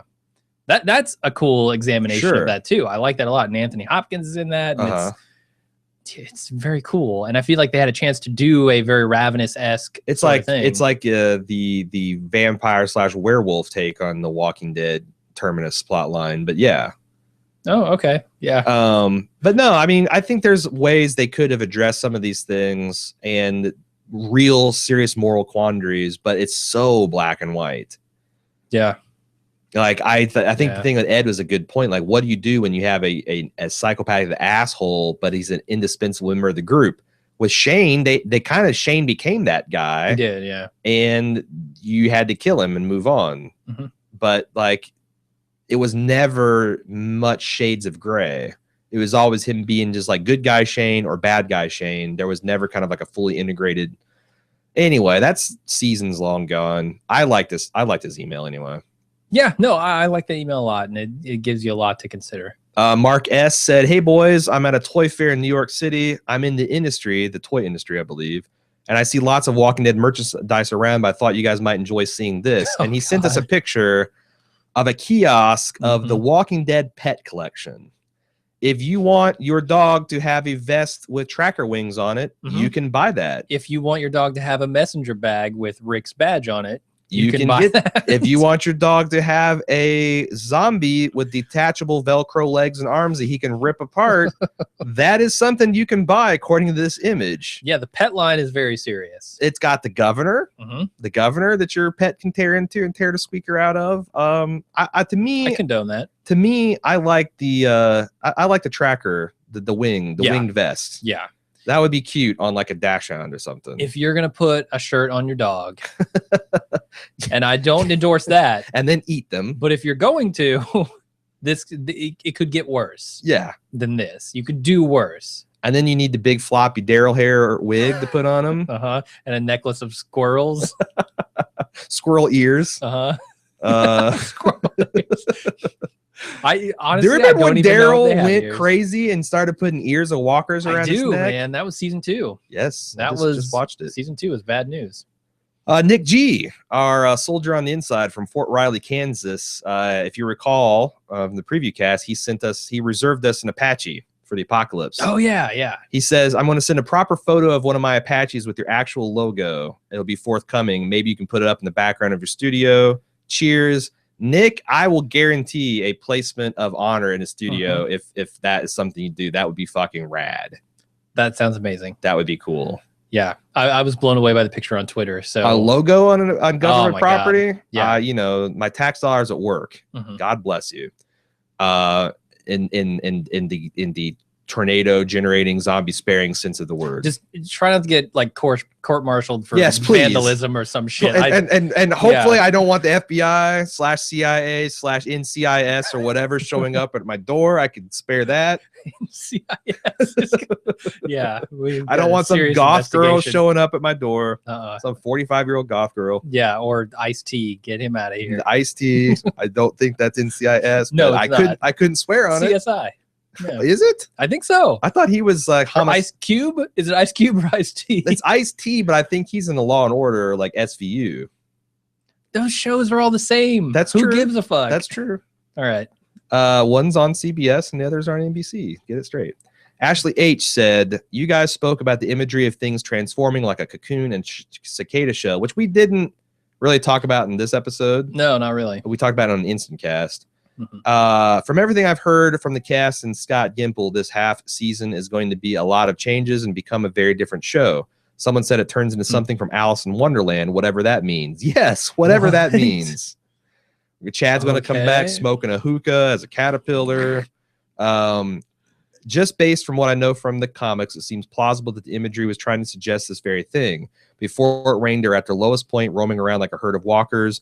Maybe the acts of God or coincidences are trying to say, yeah, things can get better. You didn't make this trip for nothing. I would welcome that. I would see that as just as refreshing as a cold, harsh Georgia rain, harsh Virginian rain. As far as Sasha goes, I think it was a deliberate choice to have her do the things that Tyrese was doing. She said twice now that she's not her brother, but here she is doing the same damn things he did last season, hulking out on walkers, nearly getting everyone killed. I don't think Michonne would have had a problem knocking her out, but she did just lose her brother and a boyfriend. That kind of thing would have been an asshole move, given the fact that everyone survived. You know what the asshole move is? Slicing someone with a bloody walker knife, almost stabbing you in the guts and getting your leader bit on the arm. Like, that is the asshole move, not belting her across the face and beating her down, which Michonne, I think, should have done. Like I said earlier in the cast, I don't completely fault Sasha. She's under a lot of stress. She's just had a big loss. I get why she might break. I said this earlier. I know you did.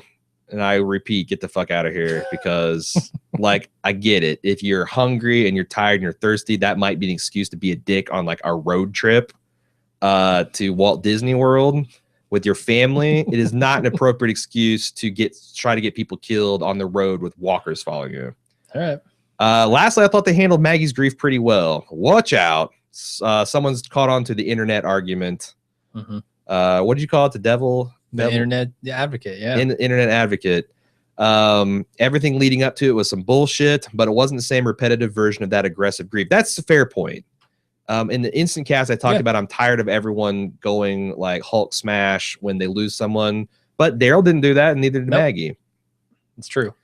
Lauren Cohen was on The Talking Dead. Buckle up. And I thought it interesting what she said about the kidnapped walker. The woman in the trunk did remind her of Beth, and her closing the trunk was Maggie giving up the opportunity to save her. Just when she realized what she's doing, she couldn't get the trunk back open, and she figured it out just a little too late. Again, nice. And I kind of surmised as much, so I don't mind her talking about that on The Walking Dead. Yeah. Talking Dead. LNA said, hey, gentlemen, I just had some observations about the craft of this week's episode compared to last week's. I know you were into last week's episode, and from the Instant Cast on this week's episode, I gather you didn't like them. I kind of had the opposite opinion, because from a filmmaking perspective, I found last week's episode to be so poorly made that I was often annoyed. I was surprised there wasn't more complaints about last week's episode. Visually, I think they did a very poor job of telling an effective story. There are some very simple shots that were included that were messy, and if taken out of context would tell a very different story to the one we see in the episode. For instance, in one scene we see Noah, which I think he's laying on the ground, and the other two things that are in the frame are Tyrese's hand and his hammer. Anyone who's seen a horror movie knows that this shot is a visual shorthand to tell us that the hammer and Noah are about to interact, like maybe Tyrese is about to murder Noah. Obviously that doesn't happen. Instead, it seems sloppy and confusing because we know what the shot is supposed to mean, but we're told it means something else. It's a very common shot in theater and television, a hand, a weapon, and someone else either out of focus or in a vulnerable position. It's really only used to set up an act of violence or to trick the audience into thinking violence is about to occur, and then surprising with something else. Since neither of these things happen, and I don't believe either were the intention of the director, to me, this is kind of like when an author uses one word when they should have used another. It's a misuse of film language. Okay. Do you think that's a fair criticism? That I didn't notice it at the time, but it might have been like I remember there's this one thing where someone did a takedown of the car chase sequence in The Dark Knight and outlined all of the visual storytelling rules that Christopher Nolan broke, which made him feel distracted and took him out of the scene. I watched that and thought it was very exhilarating and exciting, and my takeaway was perhaps Christopher Nolan knows enough about the language of cinema to know when to break it appropriately.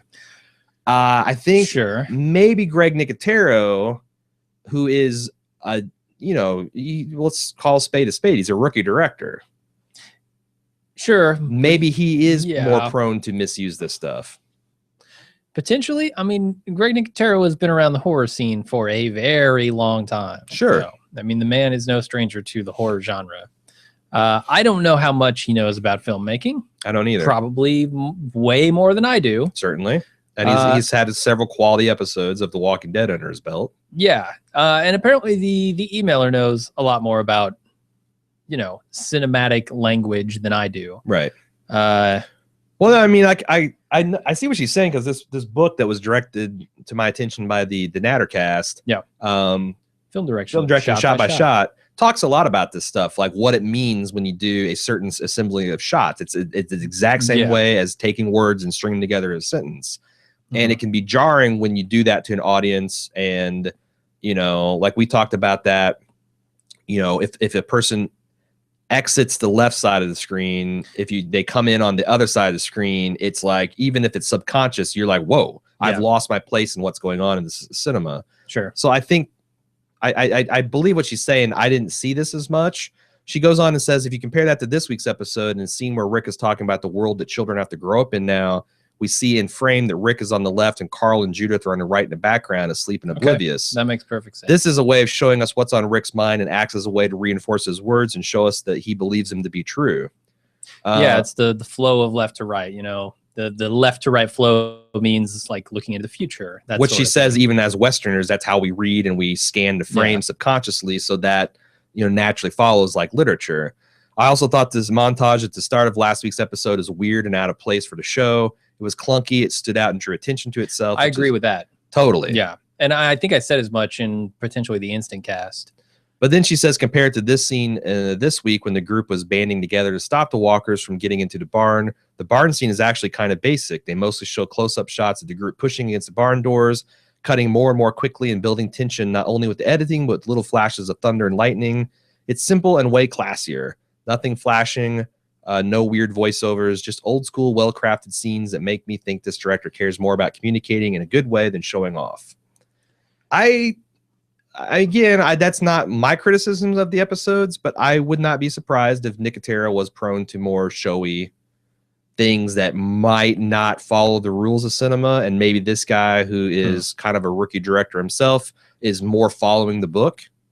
But I don't know. I'm not that versed in cinema. Maybe. I think there's also a balance as far as like taking me out of the thing of the two sides of this. One, which is the language of filmmaking, the visual storytelling, and also just pure the sequence of events don't make sense. Like if you take me completely out of reality in a show where that's not the norm, I start to go, wait a second. It doesn't matter how good your visual storytelling is if I'm questioning why these people would be doing these things. Like, for instance, at the door. Why is no one calling out? Why is no one saying, come help me, I can't hold this? Or like Maggie. Daryl says, I'm going to circle around. It abruptly cuts to Maggie approaching these cars that they were 100 yards from and supposedly circling around being cautious. What the fuck? And I think there are examples of very good visual storytelling and very bad visual storytelling in a lot of these episodes. And they're not completely exclusive, right? There may be an episode where there are examples of both in there. Yeah, like the gorgeous shot of Sasha and Maggie on the other side of the storm. It told us very much that these people are at peace. They've been through an experience, but the middle part was the problem, like. Yeah. So I'm not going to say that it's all good or it's all bad in either of these episodes. I just think, your attitude toward them going in might influence what you see in these episodes a little bit too. It wasn't Ashley, it was Ellen. I don't know where I got Ashley from. Anyway. Thanks for the email. Appreciate that. We got a little bit of feedback on the live rewatch, which I want to read to kind of encourage, because we're actively noodling on this. Yeah, we're doing it again next week. Jacob S. said, finally, I really like the idea of the live watch and thought it was interesting. I'm not sure about others, but I'd be interested to check out, at least on commercials, if y'all talked about what you just seen. It's interesting because the feedback we gotten so far from the other I feel like that Jacob was like watching the television and then going back to see what we were saying during the commercials, where we were just kind of like chit-chatting and making fun of the commercials, which we got a lot of positive feedback before. But if more people are doing it this style than the other style, then maybe we need to do more analysis and kind of faux instant casting during the commercials. Yeah, it's tough because, I mean, so the way we pictured the instant cast, or not the instant cast, the live watch, I think is kind of just our very initial reactions, you know, even more than the instant cast. You're going to hear us going, oh no, don't do that. Yeah, that's a you're terrible sitting idea. on the couch. I in can't the room believe with they us. just did this. Why are they doing that? Yeah, like you're sitting around with your buddies. Whereas the instant cast is, you know, just our very basic thoughts about the episode. So the commercials are going to be, I don't know, us just kind of having fun and riffing during the episode.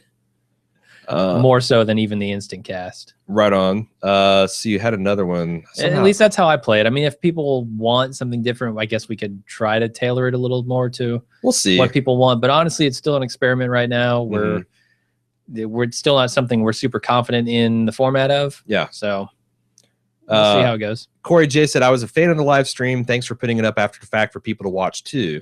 You guys started off a little slow, but it really picked up in the second half. I would say not to worry too much about ruining the instant cast by talking too much, which you guys question in the podcast. The instant cast is a totally different animal. It's basically you guys summarizing your thoughts. And yes, a little bit of that will carry over, just like it will on the regular cast. The great thing about the live stream was the jokes and seeing you guys cringe in real time. It was awesome. This episode sucked. Okay. Well, thank you for saying it was awesome. That's the thing, right? It's more like a riff tracks. It's more like an MST 3K almost. That kind of attitude. I think it'll be different for different shows. Like, you know, we can't do these for every show, obviously, because then we would literally have no life, even worse than we are now. But we're trying to do like one a week, and probably our big tentpole shows. Like, I imagine we're going to do this for Game of Thrones. Sure. You know, and it's definitely some of the times where we're just doing 1 or 2 shows a week. It might be easier to do that, but and some shows are going to fit the format better than others. Like, you know, Walking Dead's a more loose something to be fun, and we can kind of like josh around a joke. I don't know if that works for like Game of Thrones or like a Mad Men, where it might just be more of us, you know, questioning what we're seeing and reacting naturally. I don't know. I don't know. Just we got this idea because that was one thing that people put on the feedback forum we requested last year, that some ideas for new features, and people like, we'd really like to watch the show with you. So we're like, fuck it, we'll try it. Yeah. Let's see. I'm trying to think, because that was I got some of the spoiler stuff mixed up here. Josh P said, Jim mentioned that this episode reminded him of the Bachman Stephen King's book, The Long Walk. You might find it interesting that in season 1, the season 1 showrunner Frank Darabont holds the movie rights to said books. No. That would be God, he should make those. Dude, Frank Darabont crushes Stephen King. Yeah. And him doing A Long Walk would be amazing. Amazing. I find that entirely interesting, Josh. Can we get a Kickstarter together? Yes. Something. Let's talk with Frank. Can we throw a couple million francs way and say, do this, man? But only if we can collect the money in francs. Like I want the actual Deutschmarks. Yes, I want or the francs are French, franc right? Currency. I don't know, but I want the francs, and I want to give them to Frank, and he can make that book. All right. Into a movie. Melissa said, I think this episode was about hitting rock bottom. It showed the group starting to actually live with the idea of a world with no hope at all. The magazine at the trunk I saw as another means of showing the world as a place with no mercy, filled with nothing but dead people and evil people. She is questioning the worth of living, and that was just adding to her questioning. I disagree that everyone is acting violently in their grief when clearly Maggie and Daryl are not. Fair point. They're both internalizing and being internally consumed. I think that these coincidences and quote-unquote acts of God are the way to show that where there is life, there is still hope, whether that's belief in God like Gabriel, or just the universe trying to right a wrong, or however anyone might describe it. The episode for me was simply put rock bottom, then hopelessness versus finding hope. Okay. Yeah, I could get with that. I'm with you. It's hard to get more rock bottom than starving and dehydrating to death. And eating dogs. That's the absolute worst you can do as a human being. Worst you can get. All right, get. you're probably going to upset many people in many cultures, but but no, maybe we'll look back and this will be the turning point in the series. to more hopeful. I seriously doubt it. I think we are headed for Same here. disappointment if we are thinking this will be a happy ending. Yeah, don't ever think that this is going to be, the Wizard of Oz and Dorothy's going to wake back up in the farm. Nope. Tornadoes or no. Dan P said 20 minutes in this episode, I pushed pause in the DVR and see the episode is almost half over, and expecting to see if the episode is half over, only to learn that I had 40 minutes left. It's taken 4.5 seasons, but I've now realized the only good episodes are the ones in which we either meet new enemies, defeat a group of enemies, or lose a character from the main group. I find myself wanting to drop out of the show in the middle of each season, only to be dragged back in by the good season finale or season premiere. They really need to figure out how to keep the middle of seasons interesting, and this episode is a huge drop off from last week. I don't know if anyone has mentioned it after all this time, but maybe it's not a best idea to have a fire in a barn, much less one where the slats are at least an inch apart and you can see right through it. It was established in the first episode to keep the lights off. So what does this bunch do? Actually signaling they have a port in the storm. Fair criticism. Light up a fire. That's a Walker beacon for miles around. Sure. Yeah. So Bartosz D has a question about Maggie, and he says, what's next for her? Will we go back to the all is good behavior after what we've seen in the last 2 episodes? I'm afraid this will be the case. From my experience watching a lot of TV, this is a way a poor/average television show works. Something horrible happens to a character. He or she is shown to be affected by this tragedy. On the next episode, everything is okay, and we continue on our story. We all know this is not how real life works, and the best shows know how to do this. He gives examples from Breaking Bad and others, which I'm not going to belabor because spoilers. He goes, sometimes these things are really hard to watch, but it's also the really good television and really true to real life. What do you guys think? Will we see more of Maggie disturbed and upset by Beth's death, or have we seen enough and it's time to move on to the Aaron storyline? I'm torn on this one because I'm ready for them to move on, as I said. Yeah, I mean, if he's asking me what I think they will do, I'm torn. If he's asking me what I think I want them to do, yeah, I want them to move on from Maggie's storyline because if they want to dwell on grief, I would like to see that dwelling take place in the form of Daryl. That's fine. If they're wanting to wallow, I don't really want to see Maggie. And Sasha kind of annoyed me with her reaction to her brother's death as well. Sure. And at the same time, there are characters in this show who have fundamentally changed in good ways. We mentioned Daryl. We mentioned Rick. I think those have been very natural progressions. Carol. They can do it. They can do it, but they haven't shown any confidence inspiring stuff with Maggie. Yeah, as far as I'm concerned, they had a lot of change with her and Glenn's relationship. Sure, I thought that was all good, but it has been downhill since season 3. I'm ready for them to move on from that. Real quick before the end, we talked a little bit about the Aaron Moses biblical stuff. Christina was one of the ones who wrote us in about that. Said, I'm not too familiar with the Bible, but after a quick Google search, I found from Exodus. So the frogs will come up upon you and your people and all your servants. Then the Lord said to Moses, saying to Aaron, stretch out your hand and your staff over the rivers, over the streams, and over the pools, and make frogs come forth upon the land of Egypt. So Aaron stretched over his hand over the waters of Egypt, and frogs came forth and covered the land. It's sort of a coincidence, given the frogs in the riverbed, and the camera lingers over, and then our new character, the LL Bean model Aaron. I don't know if it's coincidence. I think it's a deliberate mythologizing. Yep, I think you were onto something. Okay. I'm on to another fifth of whiskey in between here in the spoiler section. Is that all the feedback? That's all we got. Okay. If you'd like to give us more, then you can do so at watchingdead@baldmove.com, on our forums, which are going to be going down for maintenance for like 24 hours. So they'll be back off till next week. Forums.baldmove.com, on facebook.com/baldmove. I apologize that I haven't been as active on these as I usually have. I've been in gyms even worse than I have. We've been working very hard on getting some of this behind the scenes technology for Club Bald Move going. Yeah, so much stuff to do. And it's also, I haven't figured out how to interact with the new Live Watch versus interacting on the forums and stuff as much. And plus, we're just super busy with podcasts. Like, shit, we did 7 podcasts last week. Yeah, and we're ignoring some podcasts that we really need to get done.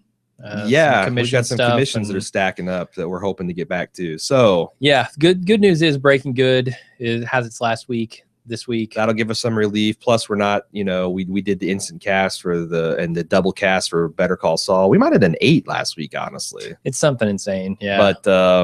But yeah, we'll be getting back to normal levels of participation. I'm trying to keep up with my email. If I don't read it, I'm trying to give, and it's a substantive email. I'm trying to get back to you guys, but I also apologize. got into Destiny last week, and that really fucked me too. No shit. That is a bitch, man. It got its teeth into me, and then I ran right in. I got that for Christmas. Yep. And me and my boy were having fun playing, and then this torrent of awesome television happened. And I'm watching so much more than I'm talking about. Sure. Like, I'm hoping to get with Shane Bowman and Cecily to talk about Banshee this week. I'm watching Downton Abbey, which is having one of its best seasons, most entertaining seasons ever. Parks and Rec came back. Here's Always Sunny came back. Archer's come back. Like, all I fucking do is podcast and watch television. That's how you know I'm really, really busy with other stuff. Is You I still haven't seen the seen latest Charlie's episode of Work, It's Sunny, which is an all-time classic. You're 2 behind. I'm 2 now. episodes behind it, and I own it on Amazon Prime. Listen to us So what complain the about fuck? making a living from watching television. I know, assholes. Boo-hoo. Assholes we are. All right, that's it. Thanks everybody for listening. No, we're spoilers. We're gonna have a spoiler section after the music if you're interested in that sort of shit. Yes. And if not, we will see you next week right after the episode. Actually, we'll see you next week during the episode. Tune in for that live watch. Live watch, 9 p.m. Eastern. And also, if you can't watch it live, the great thing is it's there. It is there. And Archived. on your watching on the Central Time, if you're doing a second watching, queue it up.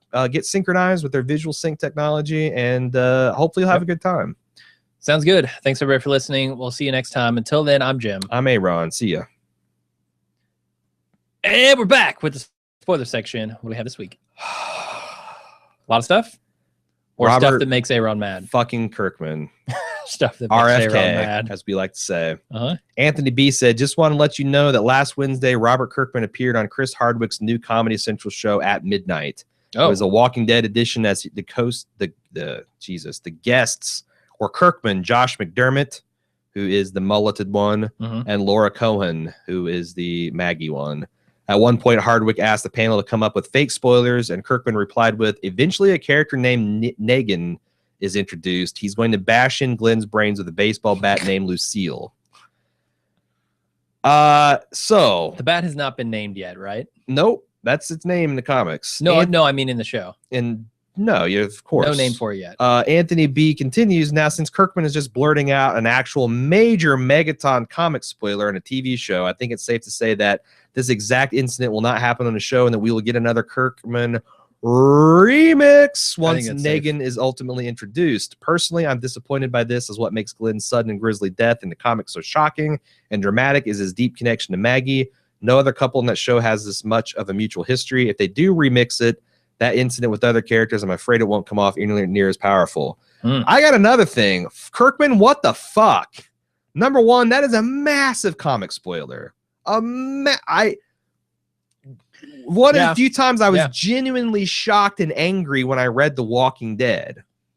Okay. Because you get kind of like built into the rhythms of the show, of the comic, just like you do in the show, and you kind of have emotional armor about who's at risk and who's not. It was shocking when Negan did that. Secondly, so you're trolling people that haven't read the comic book. You're trolling comic book fans because you're basically saying one of these things we've been looking forward to is just not going to happen. Or if it happens, you're spoiling the shit out of your own show and you're fucking over comic fans. This is a middle finger to the fans. I've been saying it all along. This guy's a fucking asshole. He's a troll. He's a troll. And that's fine. If he has fuck you money and he wants to forever burn the bridge that is his trust with the audience, sure. Just say fuck you, troll the audience, and see what happens. Like, I'm trying to go live on a private island and do your thing like Notch does and be okay with that. I don't think you can care more about something than the creators do. And in the best television, like the Breaking Bads of the world, like, you know, the original Lord of the Rings trilogy, I felt like, if anything, the people making it cared even more than I did about the goddamn show. Okay, yeah. Kirkman, I just feel like, yeah, he's got his fuck you money, but, you know, the comic fans got him here. The television show got him even further. I have a big problem with him being this cavalier about it. I don't, because I don't have any huge investment in like, oh, I'm a big fan of the But as a comics, I'm big fan of creator the with show, a and relationship with of some sort with a fan base, I would never do what he's doing. this certainly. is just beyond the pale. Even if I had fuck you money, which I don't think I would just be this like, Nowhere near that. all you little people that have made my life awesome, here's what I think about you. Yeah, no, I think it's a dick move, but you know, if that's what he wants to do, I mean, let him he's do it. I been don't kind care. of combatant with people on his like talkbacks, which is his like letter column in The Walking Dead. Uh-huh. But this was just like, when I found this out, I was shocked. I was shocked and dismayed that, you know, something that I give a lot of care and attention to, probably more than it deserves, is I question what is his relationship with this property. And like now it's like this remix stuff just seems like it's, I don't know. I don't know how you get a straight answer. Like if you were to point blank ask him to his face, are you doing this as a troll? He might just troll you again. Well, and that's the other thing is like, like Chris, I don't know how Chris to read asking this. for fake spoilers is the opportunity to come up with something funny. Yes. And he manages to do something petty and mean-spirited, in my opinion.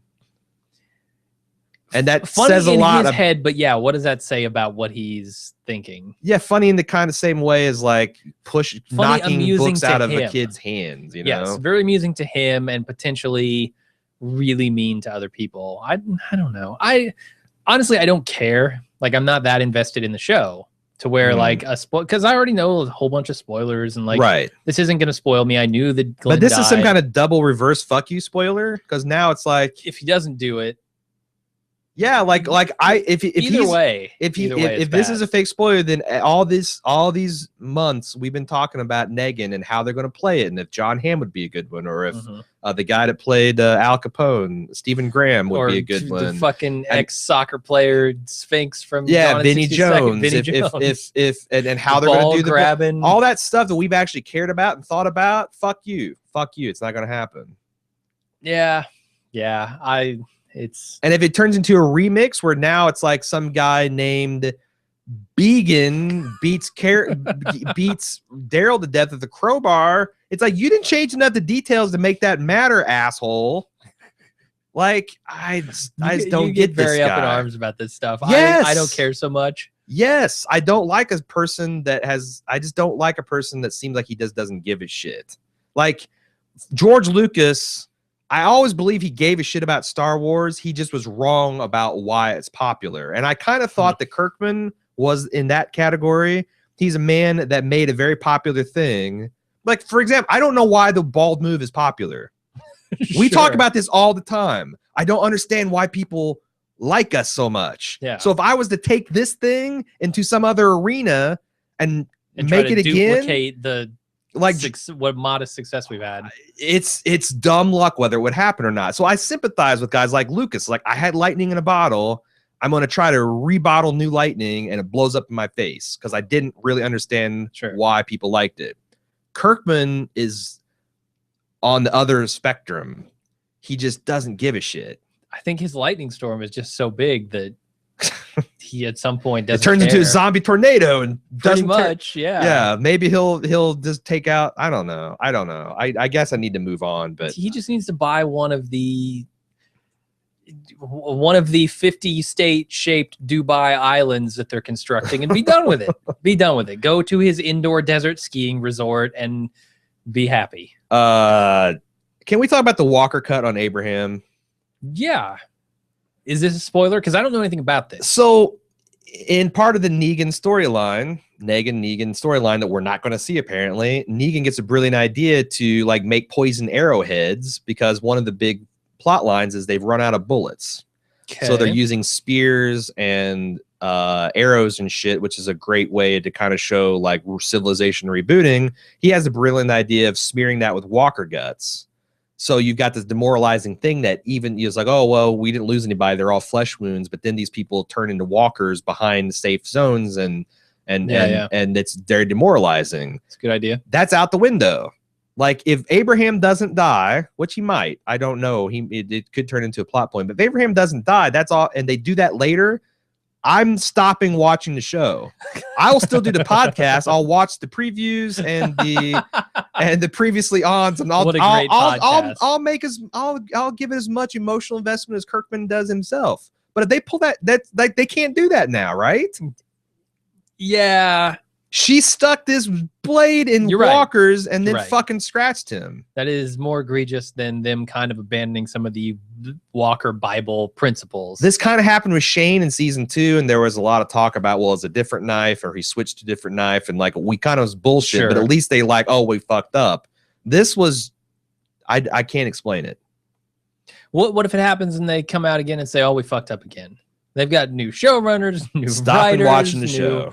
Oh, I hear they're rebooting it with a maybe I can hop onto that show. You have to find you and Jason C will have to get together. But you said you're not stopping the podcast, so you're going to continue. Yeah. To do so, you're going to rely on me for. No, I think I can wing it. Oh God. I'm gonna Robert Kirkman it. I don't think you can. I'm gonna Robert Kirkman the cast. You're right, because I care too much. All right. Okay. Louis O. My big question is, I thought that shit, what am I talking about here? I thought that Daryl was a fantastic tracker. Aaron, who appears in the end, whether he is really Aaron from Alexandria or not, has been following them for a while. I feel like I kind of should explain who Aaron is, but on the other hand, if you're listening to this, you're probably familiar with the comics and you know who he is. So he's a scout. Is he some kind of scout for Alexandria? His assignment is that they have these skirmishers that set out miles and miles away. And it's brilliant. And they observe groups and they see, does this group have children? How do they treat the weaker members of the thing? How do they talk to each other? How do they react to certain situations? And they're kind of like weeding out the governors from the ricks.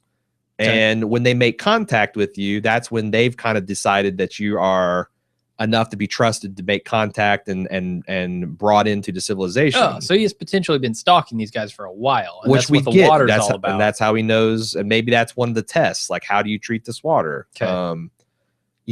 So I'm excited about that because I think that getting to Alexandria is kind of phase 2 of The Walking Dead. That's a step of how do you build the nation states again? How does politics work? How does community work? How does collectivism? All that stuff. But he says, how does Daryl allow this to go unnoticed? In the comics, there is no Daryl, so I can understand the oversight. But Daryl motherfucking Dixon, what will happen next? Maybe Rick will miss a walker's head from 5 feet and hit its shoulder instead. Oh, wait. That's a fair point. I am with you. Like, I never thought that Aaron was that big of a backwoods ranger in the comics.Maybe he was, and I just missed it all this time. But if he's got close enough to know Rick's name, it seems like Daryl would have had some kind of sense that they were being watched. Yeah, probably. Sia wrote in and said, love your titanium, by the way. Bang and track that. I just finished listening to the podcast and had theories about Sasha replacing Maggie. The timeline may not work, but if she does replace Maggie in terms of the attempted suicide, she could also replace Maggie in terms of being pregnant. Since the actress is pregnant in real life, it could be a way to work that into the storyline, or on her show, the suicide could be a successful way to let the actress go since it won't be easy to shoot around her pregnancy. I looked for a baby bump in this episode, but I couldn't tell if it was there. No, I think she's already given birth, hasn't she? Did she? Wasn't she pregnant last season? They were talking about hiding her stomach during the scenes and like a pregnant woman getting her head smashed into a window by the guy from Slabtown. Maybe you're right. I think she's given birth already. Okay. Well, then, and that would be why you didn't notice the bump. Well, then there you go. There you go. You're just you're a trimester too late there, Sia. Yeah. I could be wrong about that, but I'm pretty sure. Okay. Michael P says, I don't know where The Walking Dead is going to go with the arrival of Aaron. That said, Kirkman just cannot follow the fucking comic book. For all I know, Aaron is really the governor reborn. Just before he was killed, Philip Blake warged into a bird, then to a hedgehog, then into Chad Coleman's dick, and finally into Topher Grace impersonator. Which, okay. He is a little Topher Grace, isn't he? Is he? I don't know. A little bit of Eric from 70s Show. He doesn't really look like him. I got a whiff of Topher from you. Really? You didn't think he looked like him? Nah, not so much. All right. I didn't really take a close look thinking, is this guy like Topher Grace at all? I want to make sure. Edwin, wait a second. Jacob S. said, did you see them fucking with us with that rope Maggie kept looking at? Seriously, it was funny. And if they weren't going to do it, I'm glad they threw a bone to comic book readers at least. Also, yay, Aaron. Now we know they'll make it to Alexander by the season end at least. Oh, double Aaron. Yeah. Double Aaron. Yeah, them fucking the rope, that's like because Maggie tries to hang herself in the comic. Yeah. I didn't see a rope in this episode, though. I completely missed that. I did too. And I was looking for it in a second watch. You still didn't see it? No, I didn't, but I could have. I don't know. Maybe because I was also taking notes on my second one, and sometimes you look away for 5 seconds and miss a lot. But if so, that's cool, and it's also like, you know, I thought that Glenn was very heavy-handed foreshadowing, but there again, if Negan is going to be remixed into something else, then it's a fault. It's he's just loading it up with a bunch of red herrings. Yep. So, which I don't know. Edwin C said, before I get into comic spoilers, I want to address Jim's response to Shiva, which is Ezekiel's pet tiger, because I don't think Aaron did her backstory justice for you, and made it seem entirely ridiculous. Has a fucking pet tiger. When we first get her backstory, we find out that Ezekiel was a former zookeeper who has been with her since birth. According to Ezekiel, she bit him as a pup, or cub, I think is the correct term. Because he didn't retaliate, they've been like a family ever since. During the start of the apocalypse, he returned to the zoo for something. We know that she's still in her cage and decided to take her with him. She does so shine of aggressions towards others, but usually listens to Ezekiel. And according to him, she never goes after anyone in his group because she feeds on the dead and therefore is never hungry. Hopefully this makes it a little bit more believable, as I thought it was crazy too until I heard her backstory. There's going to be some people that's a bridge too far. Like there's a lot of people when Michonne showed up, crazy dreadlocked ninja girl with 2 zombie pets. People were like, I remember people noped out of that. There was people that listened and that they seemed like, because I've never seen them feedback since, they're just like, this is a bridge too far, forget it. And sometimes The Walking Dead does that. They got a tiger pet and you either roll with it until it makes sense or you nope out. Yeah, and that's not even like, I consider Michonne tame compared to. She is now, but when she first showed up, it was kind of crazy. Yeah, but not as crazy as a dude who shows up with the tiger, who thinks he's King Arthur. Sure. Yeah, because that's the other thing. You don't know all the crazy to this backstory. Oh my god. Yeah. I might nope out at that point. The only other comic spoilers I noticed were that more signs that Maggie may try to commit suicide, but I think the arrival of Aaron, God, it's fucking me up, kills that story. Lastly, the arrival of Aaron. I love the way they did this because it's exactly the way they did in the comics. Even really visually looked the same. I love the way they did this. It'll be interesting to see how the group reacts to his arrival in the show, because in the comics, Rick treats the guy by beating the shit out of him and believing him to be the enemy, and his story is a trap. Seems like that's where they're going with the preview. And I like that they finally taught this group a lesson that they're going to learn, and it's going to bite them in the ass, because they've got a peaceful group that's just like them, and they're treating them like he is the governor. Sure. And that is soup's interesting. It'll be the show is probably try to play out whether he or not he's the bad guy, but in the comics, he probably being the gay character we were promised to meet this season as a scout for the Alexander Safe Zone, who's been spying on Rook's group. We talked about this. Also, I just listened to Instant Cast and want to note that Kirkman implies that God is a real thing in his comics. The most notable example is Father Gabriel, who for some reason in the comics, when he is in an open zombie area, zombies never seem to appear around him. When they meet him in the comics, he's just walking around and says he never really comes across them. And the character even notes that they've barely seen any since he joined the group.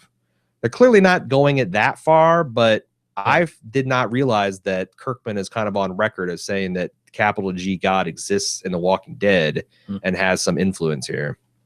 Sure, I buy that. The show is definitely telling us that. Chris D from Orange County, who you'll recall showed up at our meetup at Stone Brewery when we were in San Diego last year. Yeah. Been about a year. Haven't had our buy packs this year yet. No, not yet. Waiting for Jesse to get Lovecraft going. Oh, I should go. I thought you were going to say something. No, continue. No, nothing coming from me. He goes, Jim, you went a bridge too far last week in the spoiler section of Walking Dead. Comparing the scribbling of Robert effing Kirkman to the Holy Scrolls that are a song of ice and fire. There's not even a comparison to be made between the two. It's like God himself touched George R.R.'s pen when he wrote down those most holy of parchments. Strong words. Yeah. Strong words from I think Chris. we have a Game of Thrones fan here. So sorry. He's going to be pissed that I'm not even using the correct terms for the books. Ooh, Song of Ice and Fire. that's right. Get it straight. Yeah. Gotta have the ice and the fire. Stephanie M said, thanks for writing us in, Chris. It's good to meet you. Stephanie M said, just like they've been foreshadowing, it's that part of the podcast. It's kind of fake, but it's kind of not. It's faux shadowing. Just like the Glenn picking up the bat. That's faux shadowing. Glenn losing, like they've been foreshadowing Glenn's losing argument with the baseball bat. I think the show is foreshadowing Sasha as the sniper in the group. As we recall, Andrea's character was a sharpshooter in the comics, and she becomes an important part in a couple of battles versus Negan. Evidence: Sasha picks off the walker from the rooftop when Rick was meeting up with the cops from the hospital. She also shoots all 4 dogs, granted at very close distance, but she does this quickly and with ease. Now, I don't really see her replacing Andrea as Rick's love interest, but I do see the sniper angle, which would make the character way less annoying and definitely more useful. What are your thoughts? I don't see Sasha having a lot of chemistry with Rick. Of the group as it currently stands, I think Rick and Michonne have by far the most chemistry, and that's if I'm shipping, that's who I'm shipping for. But yeah, Sasha, if she was like a weapons specialist and moved into that role, that would make her almost immediately less annoying. Sure. So you have Maggie hang herself. You have Sasha be the sniper. You have Michonne be Rick's love interest, and you kind of cover all those bases, right? The only thing is having Andrea, the sharpshooter, be Rick's love interest does set up for some very tense things that happens in some of these battles. Okay. Whereas it's not going to be as personally, but that's the thing. I don't think Rick Kirkman thinks of this when he does his fucking remixes. Yeah. Like, you know, to the extent that he's just kind of swapping musical chairs, it's like that has impacts to the story and the story relationships that I'm almost 99% sure you don't think about or care about at this point. Yeah.